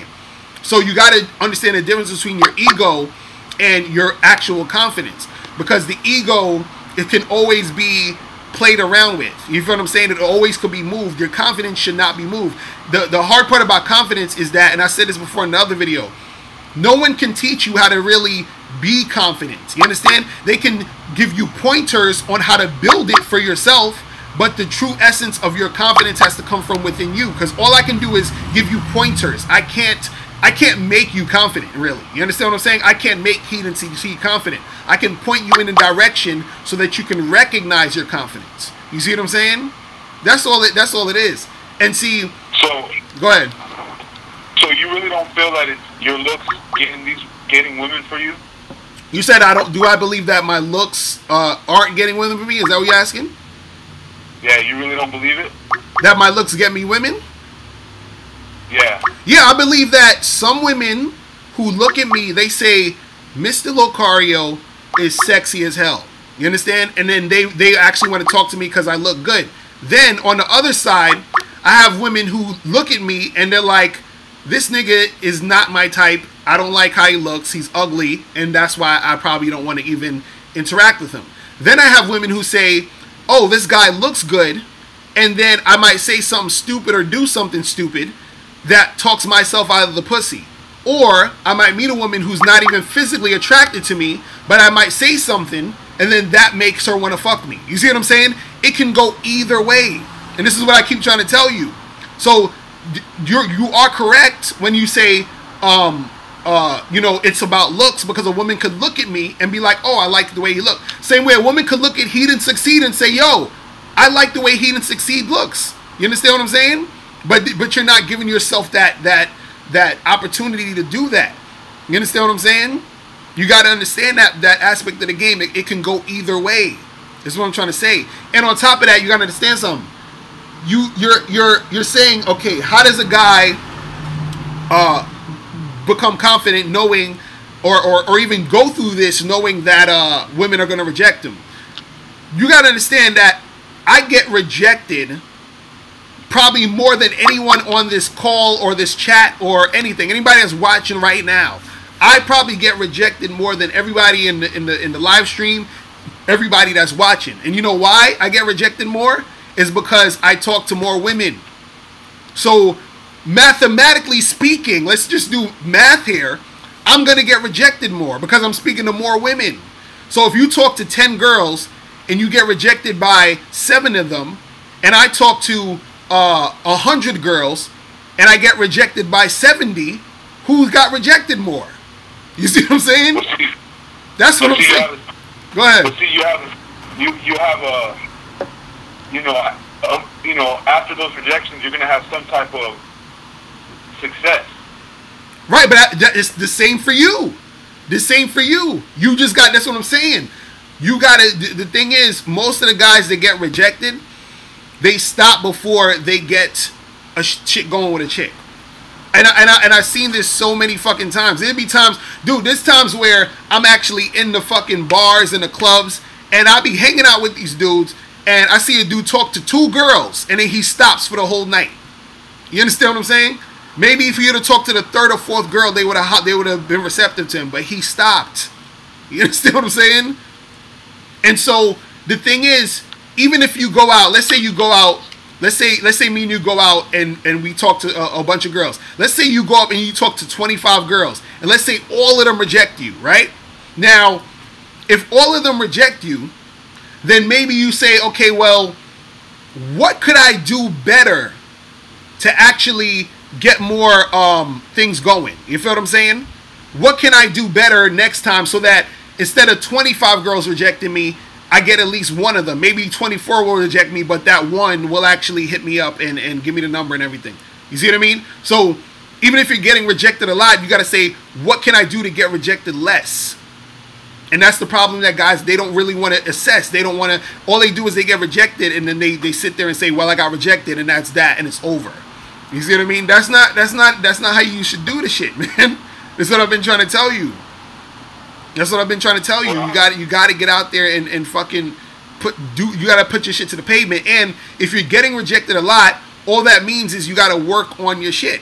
That's it. But don't you, just based on logic alone, don't you agree that only 20% of the top 20% of men are dealing with 80% of the women? Oh yeah, of course. Yeah, of course. And you know why that happens?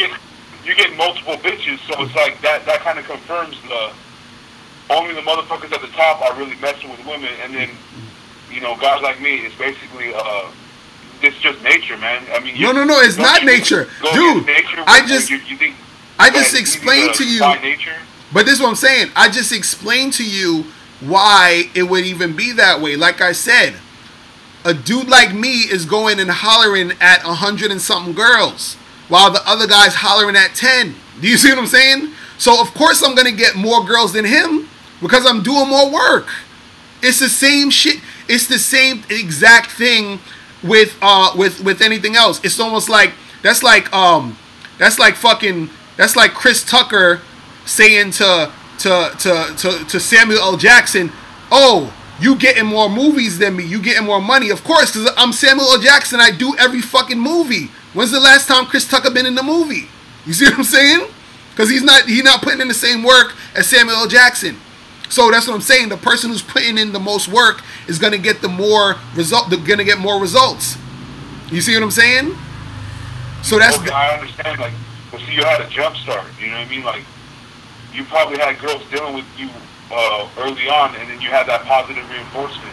But I didn't, though. That's what I'm trying to explain to you. So, dude, I've been saying this. Dude, that's what I'm trying to say. I learned a lot of shit from other dudes in my neighborhood. Some of them who were not even good-looking dudes. Or you would look at them and be like, ain't no chicks fucking with these dudes. These are dudes that I learned shit from. This is why I be talking about how, it's not all about looks, because I grew up seeing that it's not all about looks. You see what I'm saying? I grew up seeing that. It's not all about looks.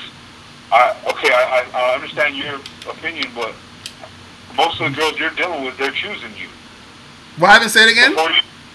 Before you even talk to them. Mm-hmm. So how are they doing that? But how do you know? Wait. How do you know that most of the girls I'm dealing with are choosing me before I even say anything? Where did you get this information? That's what I'm saying. Where are you getting this information? If they're dealing with you. No. This is what I'm saying. No, you said that before I even say anything. Like if I walk into the room, the girl's already choosing. Where do you get this information from? That's what I'm saying. See, and this is the issue. I feel like, because I've seen you do this before too. I see you writing comments. You be like, "Oh, Locario did this and Locario did that." I'm like, where are you getting this information from? You're making stories up to go with your narrative. You see what I'm saying? And so The same way you're making stories up. What? Say that again. You know I'm right. You know I'm right. You never denied it. Let's just you said I never did what? 100. No, but this is what I'm saying. You're making up stories about me that you have no idea what you're talking about. That's what I'm saying.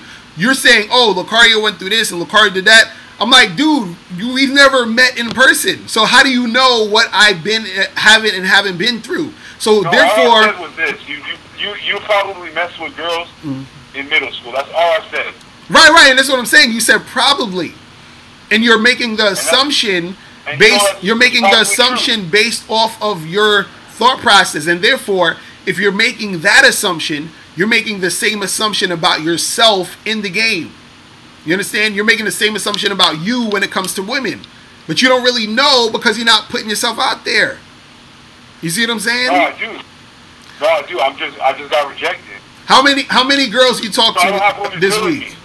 How many girls you talked to this week? He didn't succeed. No, actually, I'm not talking to women anymore, man. I've already. See, that's what I'm saying. You just wait. Rejection. You just said you're not talking to women anymore. I don't give a fuck. Wait, hold on. Let me get this correct. You said you're not talking to women anymore. Oh, why? If I know I'm gonna get rejected, why should I talk to women? But this is what I'm saying. You just said you got rejected the other day. Then you said you're not talking to women. So which one are you not talking to women anymore, or like what are you doing exactly? No, I'm saying I'm not making it a thing anymore. Right, and so that's I'm not getting my hopes up because I've already. And like I said, why would I approach women if I already know deep within my heart and soul that they don't like me? And this is exactly my point. They're not feeling me. And this is exactly my point. See, do you guys understand what I'm saying? This is exactly my point. I just did a video yesterday. I said, yo, if you want to get something out of the game, you got to give something. You just said you're not talking to women anymore. What do you think is going to happen when it comes to you and women? You see what I'm saying? I was a bad boy member at one time. Right, but I was putting in work, and I realized, like, game really doesn't work. Game doesn't work? It's more based on looks, man. I mean, you even had a woman tell you that on, you had that confident hoe girl tell you that. Mm-hmm. And so how? That's a woman telling you flat out, straight out, like that. You have a woman right there telling you, yeah, it is about looks. Right. So if a woman says that she thinks a guy looks good, right? And so does that mean that she's going to have sex with him just because she thinks he looks good? I mean, it's gonna be like a cheat code. It's a cheat code. Dude, I'm trying to. You're gonna have to do less work because she already has a positive opinion on you. Okay, so fine. Let's go with that. Okay, let's go with that. So it's gonna give you more chances. Okay, right? So let's go with that. He didn't succeed. Let's go with that. So he didn't succeed. Why don't you talk to some women and find the ones who think you're good looking? No woman thinks I'm good looking. No woman thinks you're good looking. Is that what you're saying? You really believe that? No, I believe it. You really, and that's what the problem is. As a man, if you've as a man, just as a human being, interacting with women, crossing paths with women, just being around women, you can get the vibe if they're liking you or not. Mm-hmm. And the vibe that I get from them is that they don't like my ass. Mm-hmm. So, right, I was really lying to myself when I said, let me try this game thing, and then I realized that's not the case. It's not gonna do it. It's not gonna better my situation. Dude, I'm trying to explain this to you, man, and this is the thing. You're not gonna get it until you really look at yourself and look at what's going on. You understand? And this is the funny part. Let's keep it like 100. Let's keep it 100, right? I don't like to like judge dudes physically, right? But I've seen your videos. You're not like a bad looking dude, bro. You understand what I'm saying? So I don't understand why you so, you know what I mean? Like, I don't understand where you coming from with this. And this the thing, I think Women don't find me attractive, dude. What happened? Women don't find me attractive. And again, you even saying that. See, you gotta understand how the mind works, man. You saying that is the problem. You understand what I'm saying? You're creating that. You're creating that in your life, dude. You understand everything you're thinking is how you're gonna act, and that creates the reality. Just like I thought one day, I said, hey, I'm gonna be a dating coach. I'm going to use my middle name, which is Locario, and I'm going to call myself Mr. Locario. Then I'm going to do some videos on YouTube, and then I'm going to put out a whole bunch of videos. Then I'm going to write a book. You know what? I respect that. No, but this is what I'm trying to say. Hold on, wait. You're not seeing what I'm saying. You're not seeing what I'm saying. No, but you're not listening to what I'm saying. You're not seeing what I'm saying. You're not, see, this is the point. You are not seeing what I'm saying. You are not understanding what I'm saying. You're not understanding what's, dude. You have the credibility to what you're going to teach is going to improve guys' situations. No, but this is what I'm saying. Why are you, hold on, why are we even on this phone call right now? This is the point I'm trying to get to. Why are we even on this phone call right now? The reason why, hold on. Make clarifications. Hold on. The reason why we're on this phone call right now, right, is because, this is what I'm saying. The reason why we're on this phone call right now is because I first thought about being Mr. Locario. That's the only reason why we're on this phone call. Because I said to myself, I'm gonna do this dating coaching shit, right? I did it, and then you somehow found out about me, and now we're talking. You understand? That's the only reason. If I said to myself, yo, I wanna be able to talk to people online about relationships, that only happened because I thought I can do it, which is why we're talking right now. So if you say to yourself, women don't like me, what do you think is going to happen? Women are not going to like you. The same way where I say, I'm going to be talking to people online about relationships because I made that decision in my own mind, which is why we're doing it right now. So if you keep saying women don't like you, your attitude is going to manifest itself into your actions, which is going to make women not like you. So you're already starting the phase of you not getting girls by you saying, yo, I'm not talking to them anymore. You see what I'm saying? You're starting that road to not making anything happen. Then let's say if you change your mind and you say, you know what, I'm going to start talking to girls. Then you're going to start talking to girls and you're going to say, in your mind, well, women don't like me. And then guess what? When you talk to a girl, she's going to see that you feel like she shouldn't like you. You understand? Girls can pick up on this shit. Girls are very good at picking up on energy. This is why I say confidence is so important, because the confidence is the thing that draws a woman into you. You understand? She can sense the confidence. She can feel it, which is why she is attracted. If you approach a girl and you think she's not going to like you, that's the thing that's going to happen, where she's not going to like you, because your energy is all about you telling her, hey, don't like me. You understand? It's like, okay, imagine you had the Heed and Succeed store. There's a Heed and Succeed store that sells Heed and Succeed shit. And then you have a sign outside your store that says, don't come in this store. Nobody likes this shit. That's what you're doing. So nobody's going to come in your store. You know what I'm saying? So that's what you got to understand. Okay, then how do you explain that? How do you explain if it's about confidence like that? Mm-hmm. If it's about believing in yourself like that? How do you explain all these guys who are simping and showing a lot of insecurity, yet they still got bad bitches dealing with them? Yeah, because those guys are usually dealing with domineering, aggressive, belligerent chicks. Do you understand what I'm saying? Simps only get women who control them. Do you want a woman who's gonna control you and curse you out and shit on you and treat you like shit? Then be my guest and simp. That's what happens. That's what simps get. So this is why you see simps who get women, because simps can get a girl, but they only get a certain type of girl. You understand what I'm saying? So a simp he's simping because he has to. That's the only way he can get a girl. So you could do that. It's the same thing as a trick. You can go and pay for sex, but you're going to only get a certain type of girl. You're going to get the girls who only want to fuck you because you're paying them. You understand what I'm saying? And then usually when you have sex with those girls, it's not really that good of a sexual experience, because a lot of the enjoyment through sex is mental, and if she's not mentally there because you're paying her, then you're not going to really get that great of a sex session. You understand what I'm saying? So again, you could get girls who are by tricking. You could get girls by simping. You understand? You can get, of course, guys can get girls by simping. That always happens. But it's the type of girls they get. Work. You see what I'm saying? What if that don't work? What if simping doesn't work? You said what if simping doesn't work? Unattractive? You say that again?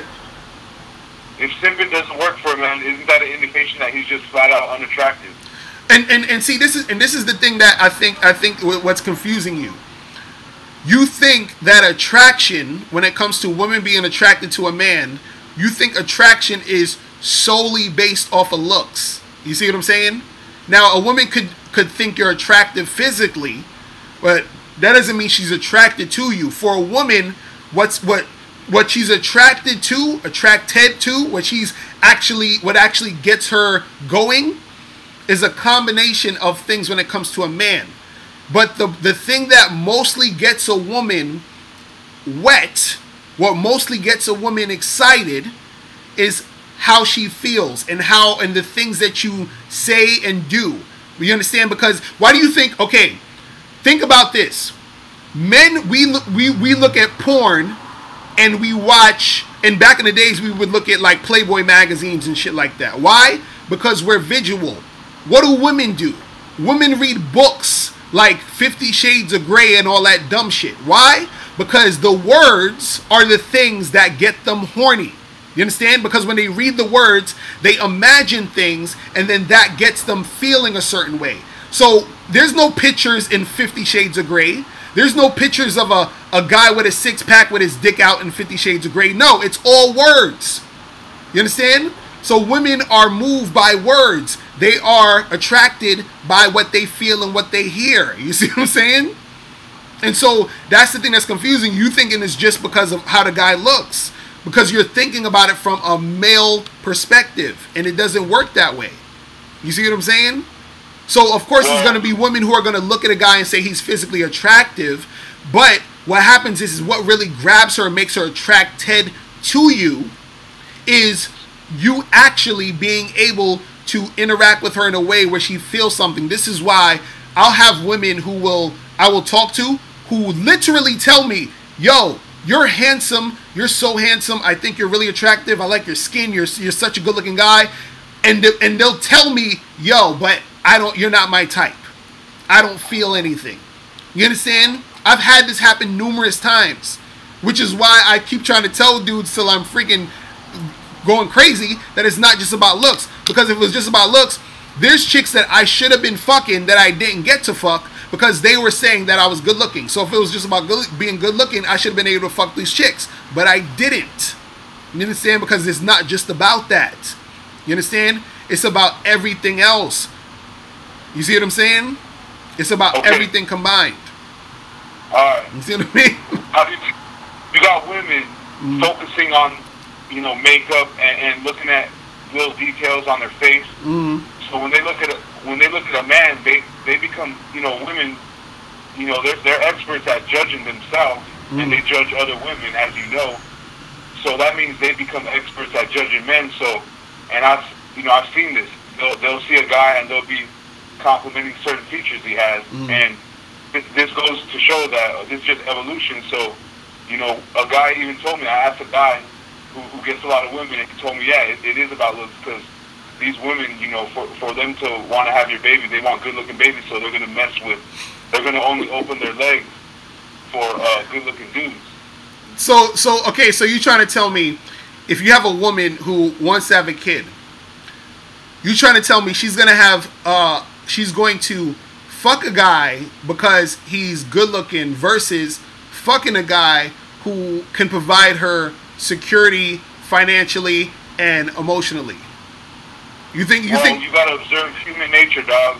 So you think you think a woman hold on. So a woman who needs money and security for her child, I agree, is going to want to fuck a guy just because he's cute? But listen, let's just point out the facts. Let's be real. You got women getting knocked up by these guys who they're the most attracted to, these guys who have multiple chicks, so the guy's not going to take care of them. And then you got these women getting older, you know, getting to be 30 years old, and now they're finally messing with dudes like me, who which I'm not going to be messing with them because they're not going to run the game on me like that. But now you got these chicks trying to settle down with these security type dudes, and I've seen this. I never knew how to put a name on it, but I've always observed it, and then now there, you know, it's a name for it. It's basically So because you're talking about how certain women, as they get older, then they want the sort of like nice guys, and before that they was fucking with all the bad they got boys. knocked up, of course, and you have to you deal with a lot of women. You already see it. But see, that's the thing. The women. It's a dad ain't in the life because the dad got other. Right, and the reason. Got other women, so. Right, and the reason why. With this, it's a single mother, and then she ends up finally getting with a guy. You know, after no other guy wants her, she's gonna finally give the guy who, like me, who don't get no ass the time of the day. But like I said before, women aren't gonna run that game on me. Right, and the reason why a lot of those dudes. You know, women run game on these guys, Locario. You deal with a lot of women. You know, women play dudes like this, where they'll have a guy take care of them, like a boyfriend, and then they'll be having a side dude. You know, yeah, of course. Because what happens is it's not about looks. I'm gonna say it's not about looks. Because again, it's not about looks. Because those it's all about looks. See, you're not listening. You're not listening. Because those guys who knocked her up, usually are dudes who have game, and a lot of those guys aren't good looking. A lot of those guys are the hood dudes who fucking live around the way and is banging this girl and that girl because they got game and they fucking with either hood rats or chicks that, you know, is on some bullshit. And even the ones that aren't hood rats, what happens is that those girls, even if they were interested in that guy because he looked good, or they thought he looked good, again, like I've always said before, it's about the subjectiveness of how good she thinks that guy looks. You understand what I'm saying? So a chick might think a guy looks good because he exudes like a thug type of personality, or some, he got that swag of a thug. You understand? But he doesn't physically look like Idris Elba or Brad Pitt or whatever. You understand what I'm saying? So, but that's what looks good to her. You understand? So you got to understand that for women, the looks thing a lot of times is so fucking, it varies so much. It is all this other extra shit. And even for guys, like, we all still have our own subjective what we think it looks good or not. But for you, you're solely making it all about looks. See, I'm not even, because look at it like this way. I'm not even 100% saying that is not just that it looks don't matter. I've never even said that. I just say looks don't matter because that's more of a realistic approach to the game.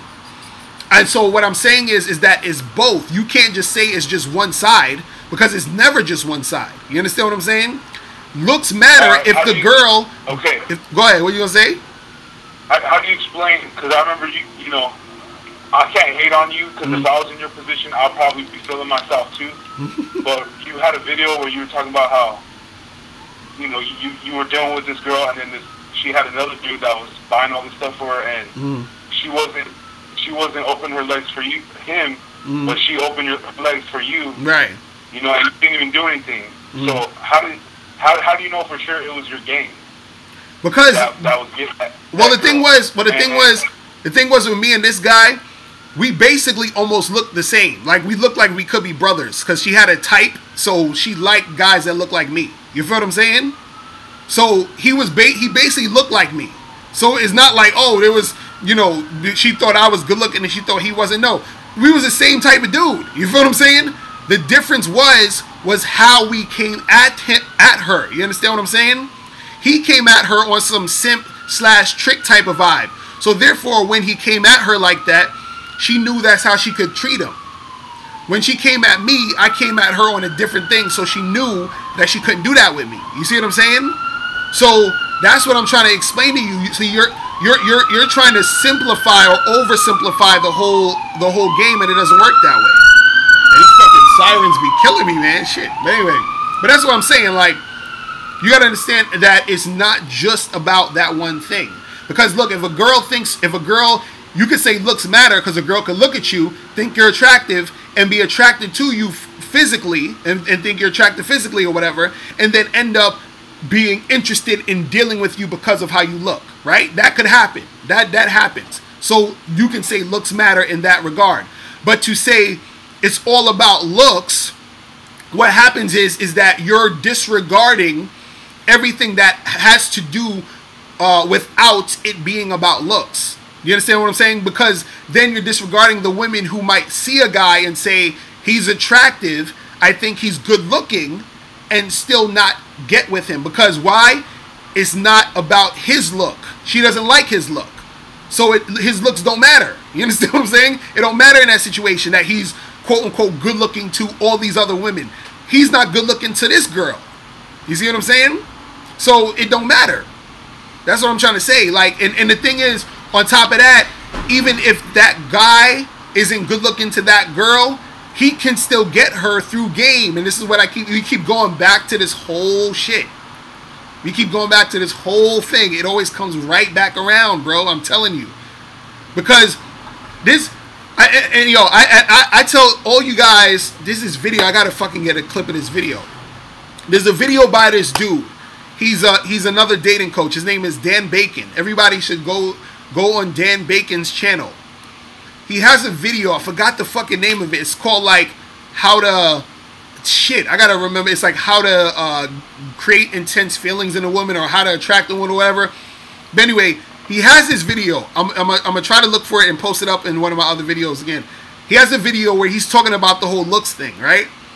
And he compiled a whole bunch of pictures and video of dudes that most people would say is ugly, with girlfriends and wives who are good looking. Not even just that they got a girl. The girlfriends or wives are actually cute. You understand what I'm saying? So he's trying to explain to you guys that it's not just about looks. Hey, what happened? I saw that. But see, that's just a picture. We don't have no information on that. So that's just a picture. So that's just so because we don't have any information, we can't. So when you see that guy that you keep saying you keep saying, oh, I was out, I saw this guy across the room with this girl. Oh, Mr. Locario, he does this. So now all of a sudden we need more information. But when you saying stuff, you know it. What I'm saying is this: you can get a vibe, bro. When you see two people connecting, all the evidence doesn't have to be at the forefront for you to put the missing piece together. You just know when two people are connecting like that. It's kind of, there's just an overall vibe you get, overall from radiating from them that you can feel it. And how do you know? How do you know? The energy that they're giving to each other. That's how you know. But how do you know that these people in these pictures and in this video didn't have that? How do you know? I'm not saying it didn't happen, but it's like you don't see that often. Let's be real, man. That's like a rare ass occurrence. Okay, so wait. So it's a rare occurrence. So basically, what you're saying is that most people out here are extremely good looking, and there's only a few unattractive or quote unquote unattractive guys, because it's rare that you see an unattractive guy with a girl or a hot girl. Because by your logic, what you're saying is that most of the people who are in relationships are only good-looking people or good-looking guys. Because ugly guys or below average-looking guys can't get girls because it's all about looks. But no, they can. But let's be real, Locario.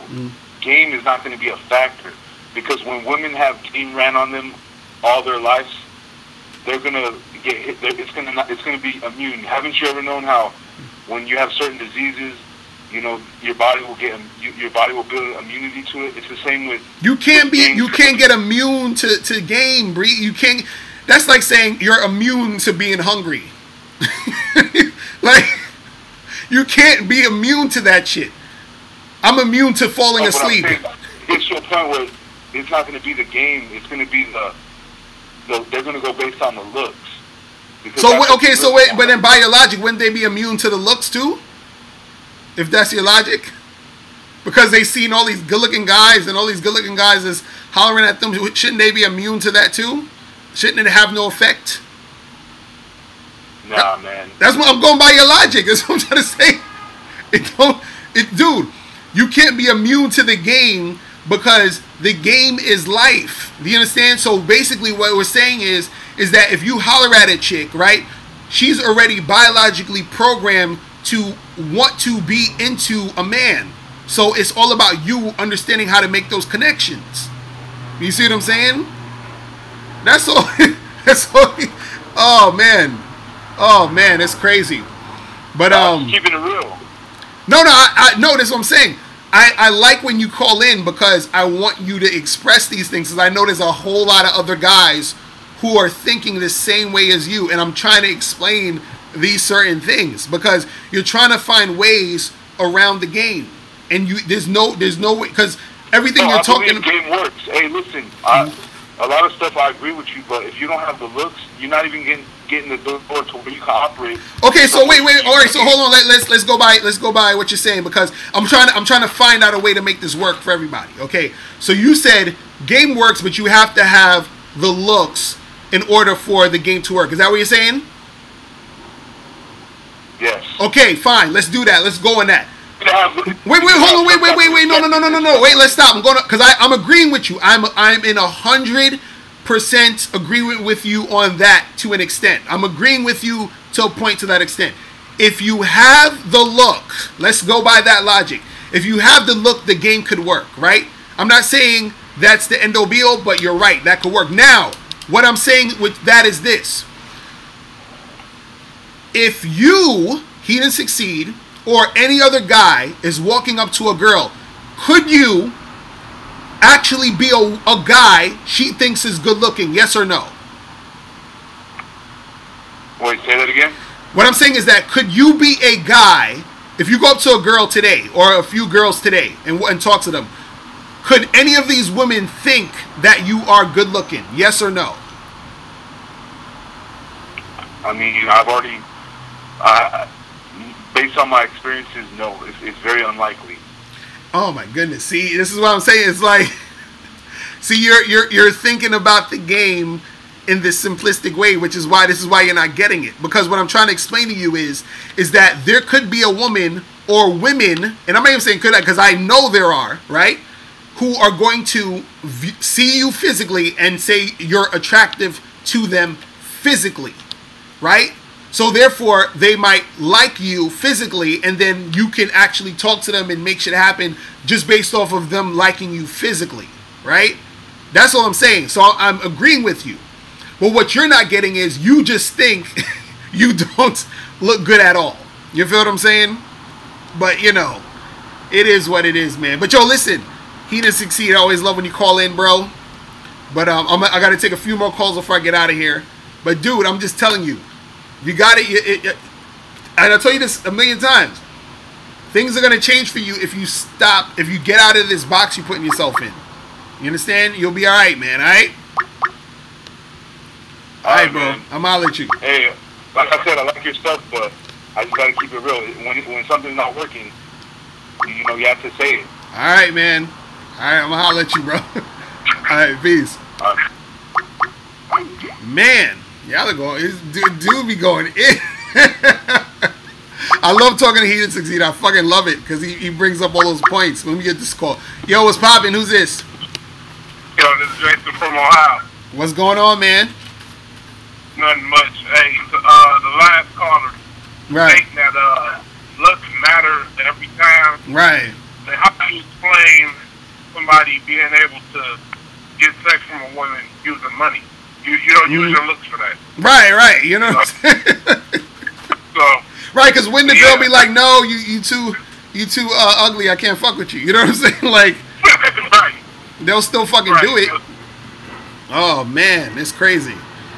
It's crazy. But the question I had for you was, say you at a bar or whatever, and one woman turns you down. How soon should you say, but it's another woman you want to talk to, like right next to the woman that turns you down. How soon should you go talk to the next woman? Or should you wait a second or whatever? Oh, so like if you're at a bar, you're talking to some girl and then she like kind of brushes you off, and then you're saying, should you talk to a girl right near her? Yeah, that you want to talk to as well. Should you like wait a few minutes or do it right after. Do it right after. Okay. You understand what I'm saying? Like, you ain't gotta, you know what I mean? Like, you ain't gotta really, like, wait or anything. You understand what I'm saying? But like the thing is, what I would say too is that what you want to do is, and this is why it's very good to keep your composure and stay calm and just be cool with every situation, is that you don't want her, like, I guess, rejecting you or whatever, or like brushing you off. You don't want it to affect you in a way where you come off like you're upset or annoyed about it, because then when you step to the next girl, if she sees that, it's gonna throw off the whole interaction. You see what I mean? Because you have to almost do it where it's like y'all are talking and she kind of brushed you off or whatever, and it didn't phase you, and it also seemed like it didn't even happen. It was just like you just talking to this chick, and then you go to the next chick and start talking to her. You understand what I'm saying? Because you don't want it to seem as if that girl affected you in a way. You talk to the new girl, and the new girl just seen you got rejected and the way you're acting, and then she don't want to be the second place or the next recipient of, you know, of that type of energy. You see what I'm saying? So right, because that was my thing. I was thinking, say like she saw you get turned down, you know, thinking in her mind that, oh, you the second, I'm your second best option, whatever. Right. You got turned down by somebody else, you know. Now you want to talk to me, you know.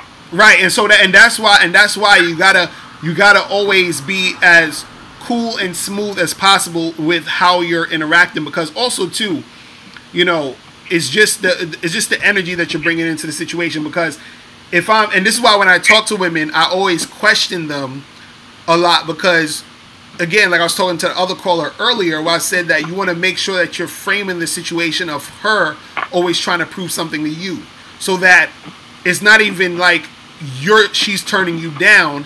It's almost like she can't really turn you down, because you're trying to you're qualifying her. You understand what I'm saying?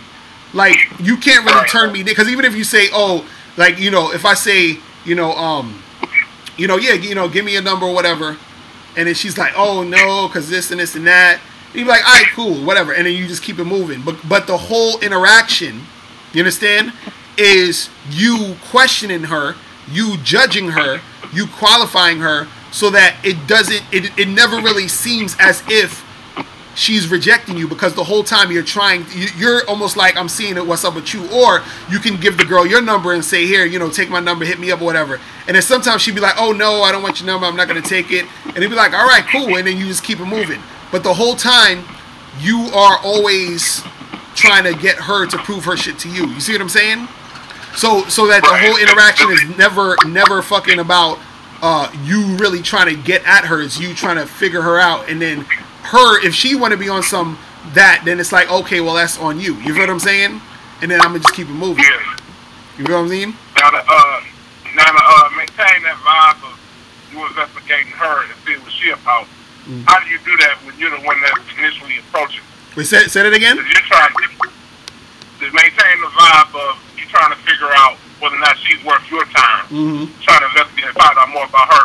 How do you do that when you're the one that's approaching her and trying to get her? Right. So the thing is this: when you're talking to girls, right? Well, the reason why, let me tell you this: the first reason why I say you have to be very cool and calm and just chilling is because you don't want to really, and this is like some advanced shit, right? When you're talking to a chick, you don't want to give off the vibe that she knows what you're thinking or what you're feeling. Do you understand? So a lot of times guys, they'll be talking to a girl, they be like, hey, what's up? You know, can I get you a drink?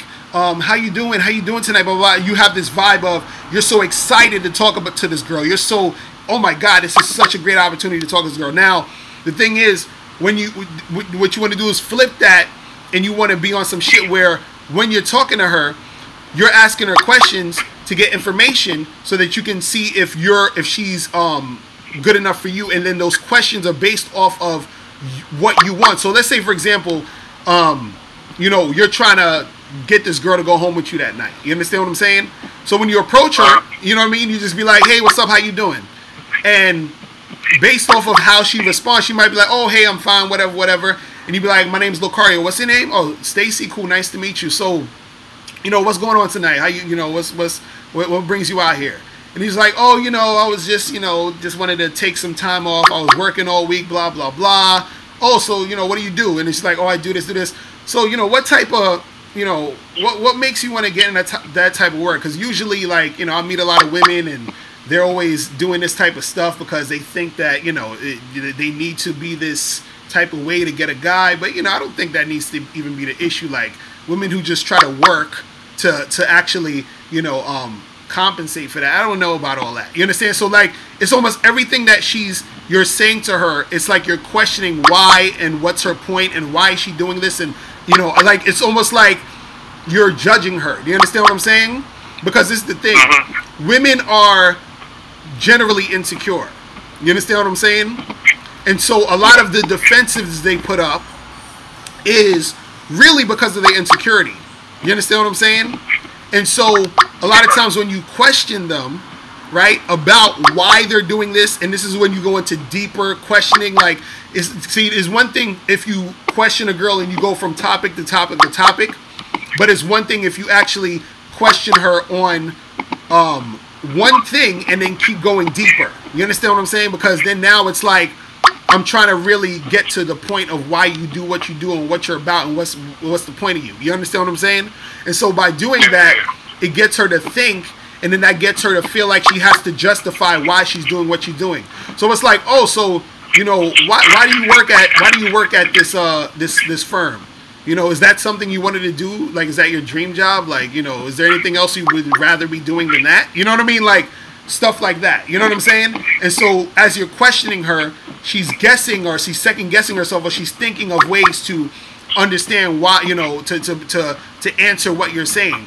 So now what it does is it takes her out of the defensive mode, and it takes her out of the pedestal mode of feeling like, oh, you have to impress her, because now she's trying to impress you based off of her needing to justify herself to you.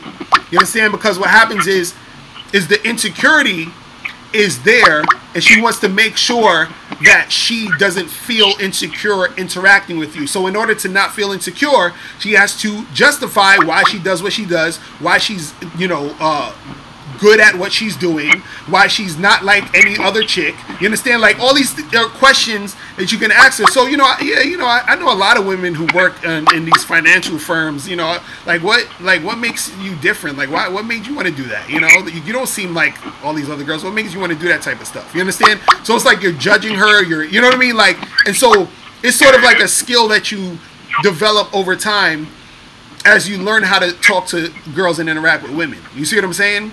And so it's a conversation technique to where you're, throughout the whole conversation, you're sort of you're turning the tables around. You understand what I'm saying? Because just like you said, you're like, how do I get it to where, because I'm the one approaching her, so how do I flip it to where she is actually trying to get at me, or she's trying to prove herself to me? So all of your interactions with her, or your interaction with her, has to be flipped around to where you're questioning her and going deep into her situation to get her to justify her shit to you. You see what I'm saying? Because what you're doing is you're indirectly telling her that you need to show me why I need to like you, or why I should like you. That's all you're doing. You see what I'm saying? Right. And so, in a lot of times, okay, go ahead. What you saying? No, I hear what you're saying. Right, and I was gonna say, a lot of times that's the reason why she will end up getting with you, because a lot of times what happens is, and if you do this correctly, and I might have to do a whole fucking bad boy membership program on this, just to show, like, to break it down. But the reason why you do this, or the reason why she will most likely not reject you in these situations, is because she has to consistently keep it going, or keep the justification going. You understand? So meaning she needs to see you again to keep justifying why she's that cool of a chick. You understand?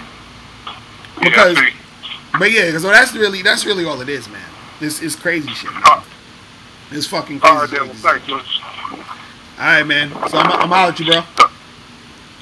Alright, peace. Woo, man. Oh, fucking tired and shit. But what time is it? Shit. It is almost about that time, people. So listen, I gotta get off of this real quick because I gotta do Steve the Dean show in a minute. All right, I'm gonna take this one last call real quick because this dude been calling in forever. What's going on? Who's this? What's poppin'? Yo, it's Free King Spread with the board membership. What's going on, bro? I called in a little bit ago. What's up?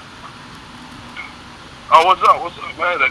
Man, every time I call, it seems like somebody else answering. My bad, you sound a little bit different. Oh, word. On the live stream. I feel you. So what's going on with you?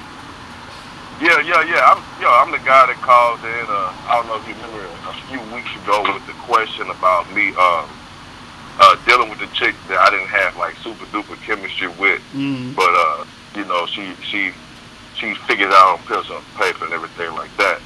But I don't know. Her birthday is coming up, right? And I thought it was kind of weird. She asked me, you know, what I wanted for my birthday, and I was like, you know, just whatever. It don't matter because our birthday around the same time. But she told me what she wanted, and she said she wants this Bourbon bag or whatever. I went and priced it the other day at Dillard's, and this bag is like $395. Wait, who is this? Wait, who is this girl? This your girlfriend?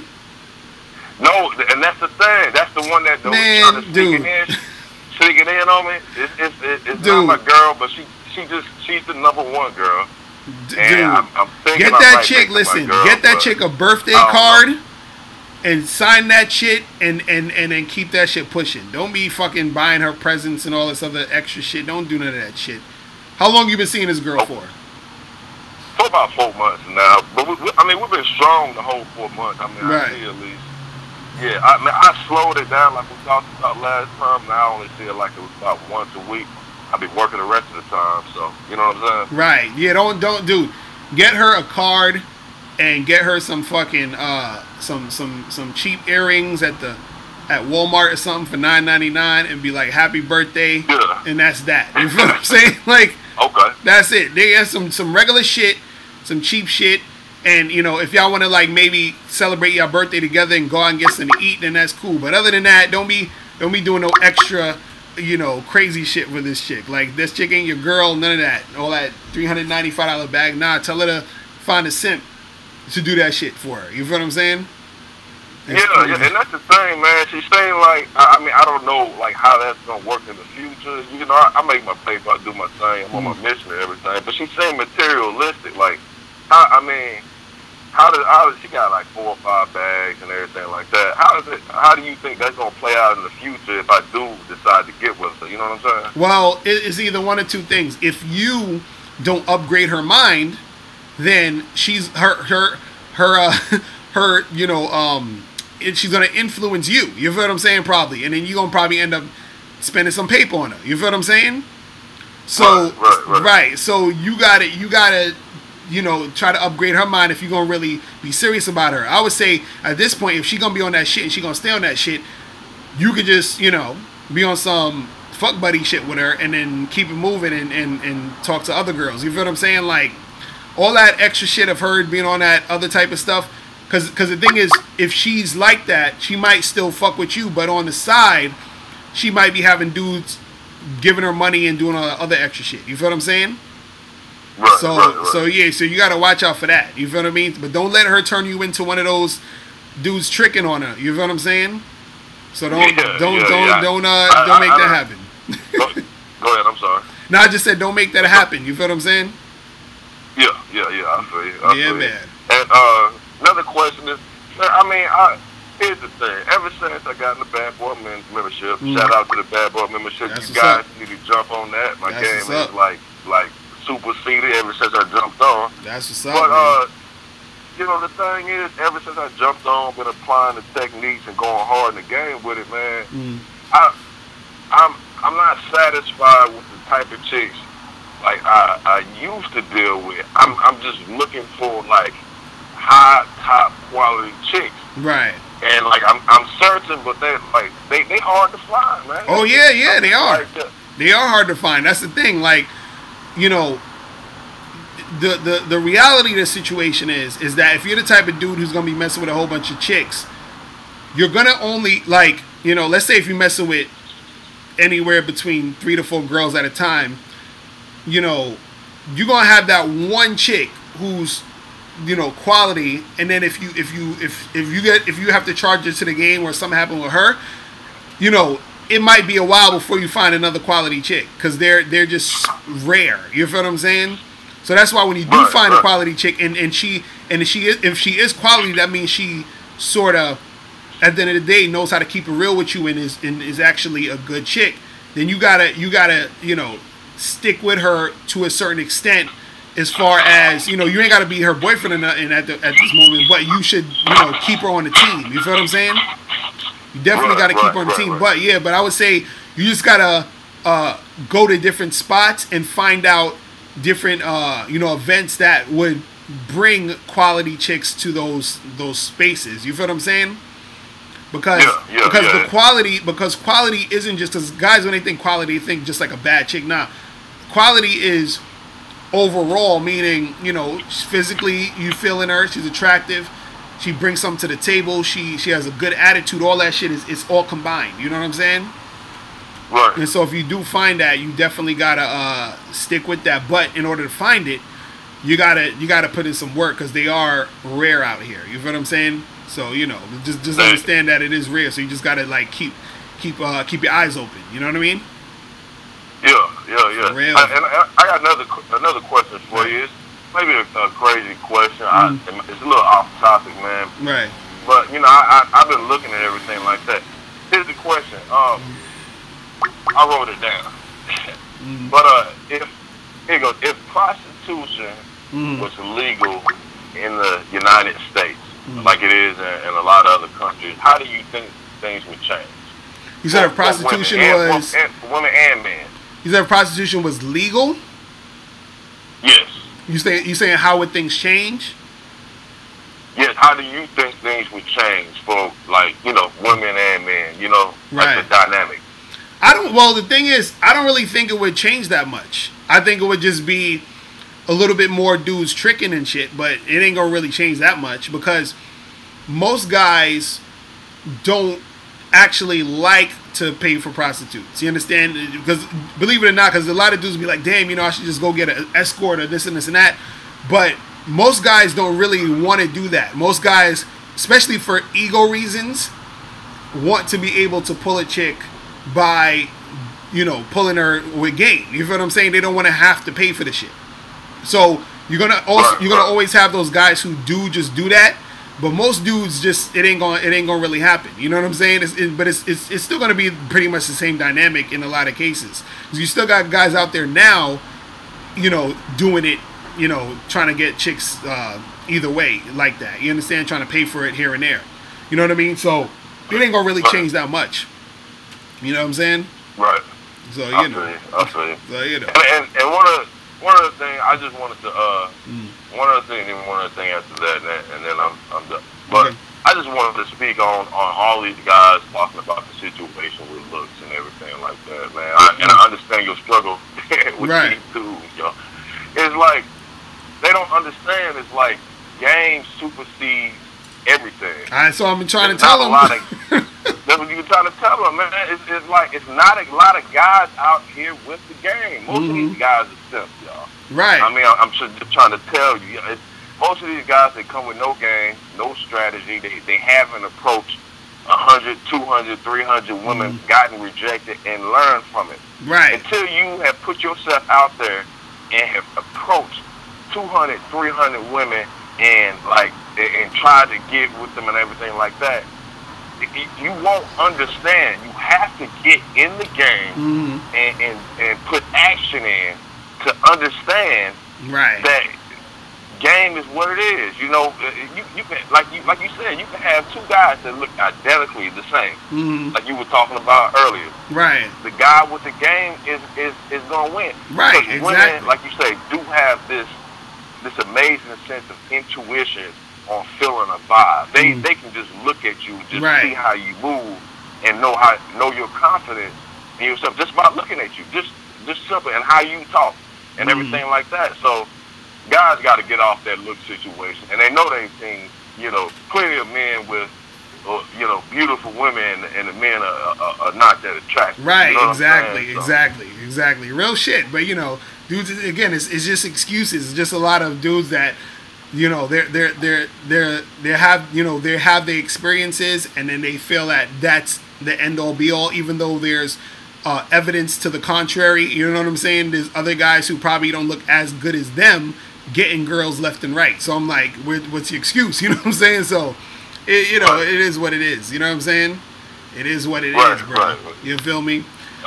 The last question is, I know you got the Patreon, the live stream now set up for your Patreon. Are you going to extend that to the Bad Boy membership, or what's ours only Patreon? Oh yeah, so the Patreon is just a whole different thing. Cause I had another cat hit me up, and he was saying that is it because the Patreon is a whole different site. So the Patreon basically really is for creators like myself, other people who want, and for people that fuck with them to support their shit. So this is why I put the Bad Boy Show on there now. So for anyone who wants to hear the Bad Boy Show, you could join the Patreon, and I put up other exclusive videos on there periodically. You know what I'm saying? And so the Patreon is real cheap. It's like the you can donate whatever you want, but the lowest to donate to actually see all this stuff is $10. You feel what I'm saying? So so for anybody that want to join the Patreon, make sure you check that out and hit us up. You know what I'm saying? Because I definitely appreciate all donations, everything. Because I can't do none of this shit without you guys, man. I definitely appreciate y'all. You feel what I'm saying? Absolutely. One more question. I know I'm going a little bit past my time, but here we go. Steve the Dean was saying, I think he was on a brother. I know you know of O'Shea and Steve the Dean, real cool guys. I love those. Oh yeah, guys. I got the show with Steve the Dean right after this. But go ahead, you saying? Okay, yeah. He was saying that you should never you should never ask for a woman's number. You should always get hers, so that you can always have the upper hand. I kind of disagree with that a little bit. I'm not. How are you coming with that type of situation? Right. Well, I don't totally go with the notion of you always have to give her your number. You understand what I'm saying? I'm always on the school of both, trying everything out. So there's times where I give a girl my number, and there's times where I take her number. It just depends on what I feel like doing. You know what I'm saying? And so the thing is not necessarily you have the upper hand, because the thing is that the logic of giving a girl your number to get her to call you is so that you see that she has, she has 100% interest, which is why she's calling you. You feel what I'm saying? But but the thing is, as far as having the upper hand, having the upper hand only works through management of the situations you're in with women. So it's not a one-time thing. You understand what I'm saying? It's not saying, oh, I gave her my number, she called me now, I got no. The upper hand means that you have to be you have to be in consistent interaction with the girl in order to create the situation of you having the upper hand. You understand what I'm saying? Meaning that you have to get into a girl's mind so heavy that she is feeling you that much, and that doesn't happen just off the cuff of you telling a girl to call you. It's a combination of things you're doing as you're having the relationship with her. You see what I mean? So so it's not necessarily just about that, because you could get a girl's number, hit her up, and then go out and see her, and then you can still get the upper hand by how you interact with her overall. You see what I'm saying? So it's not just a one-time thing. You see what I mean? Yeah, I see what you mean. Do you think that it is paramount to always have the upper hand? I mean, well, and see, to be on that type of stuff, or just kind of.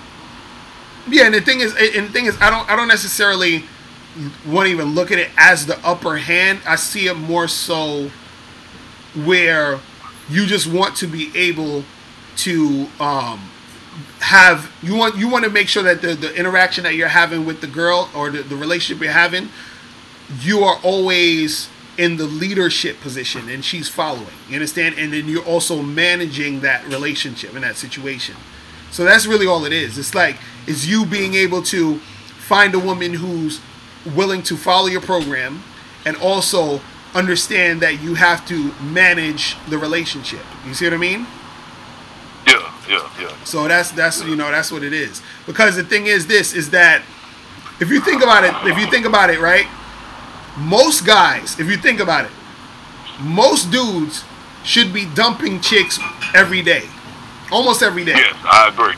You understand what I'm saying? Be charged up to the game. Right. Yeah, Most guys should be just left and right dumping chicks every day because of the shit they're doing. But if you understand about being a man and her being a female, her being a woman, you understand that, well, I as a man have to understand better than to get rid of her just because of this, because just right now she's just being how a female or a woman would be. Do you understand what I'm saying? So it's not to say that you're going to put up with a whole bunch of bullshit and a whole bunch of nonsense. It's understanding that every little thing doesn't warrant a charge, especially if you're in a longer term relationship, but also understanding, knowing when to charge a girl to the game and when not to, and when to actually manage the situation in order to get things going a little bit better. You see what I'm saying?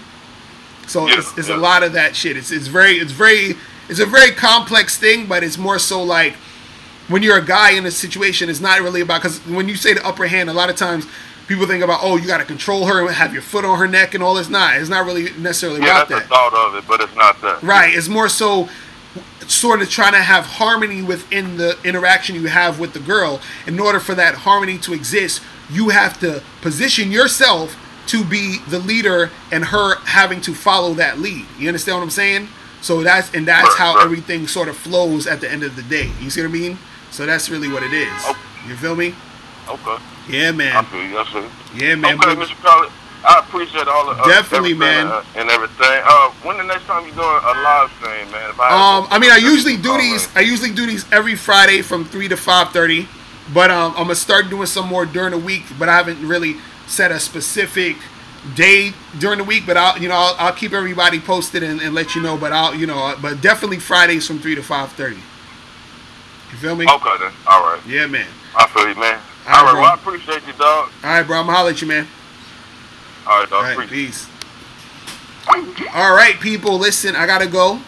Remember, make sure you get How to Have Sex with 2 Women a Day. Get the ebook or the hard copy. Make sure you get that. I will autograph the hard copy. Oh my God, you guys still calling in. Get the hard copy or the ebook. Also, make sure you guys sign up for the Patreon. Go to patreon.com/Mr. Locario so you can hear all the Bad Boy episodes. Actually, the new ones. So you can hear all the Bad Boy episodes so you don't miss an episode. Also, make sure you guys go to badboymembership.com to join the Bad Boy membership. So you get 45 through 90-minute audio and video dating advice tutorials every month. And I'm about to go do the Steve the Dean show, so make sure you guys go to Steve the Dean's channel. And if you want to call me, hit us up on there. Go to Steve the Dean show. And I'm going to do that live in the next 15 minutes. And yeah, I will see you guys on this show next week. So how do you find Steve the Dean's page? Go and to YouTube and type in Steve the Dean Williams, and you should find his page. I think he has like 2 pages. On one of those pages, you'll be able to find that those pages on there. But I'll probably have to have specific ones, a specific link later on. But yeah, I'll holler at you guys later. And and for all you guys, make sure you friend me on Facebook, because that's probably the easiest way to get the links. I put the links up on Facebook all the time. Go to Hashim Trends Locario on Facebook. Okay, so type in Hashim, Hashim, Trends, Trends, and Locario, and you'll find me on Facebook. Friend me, and we'll make that happen. All right.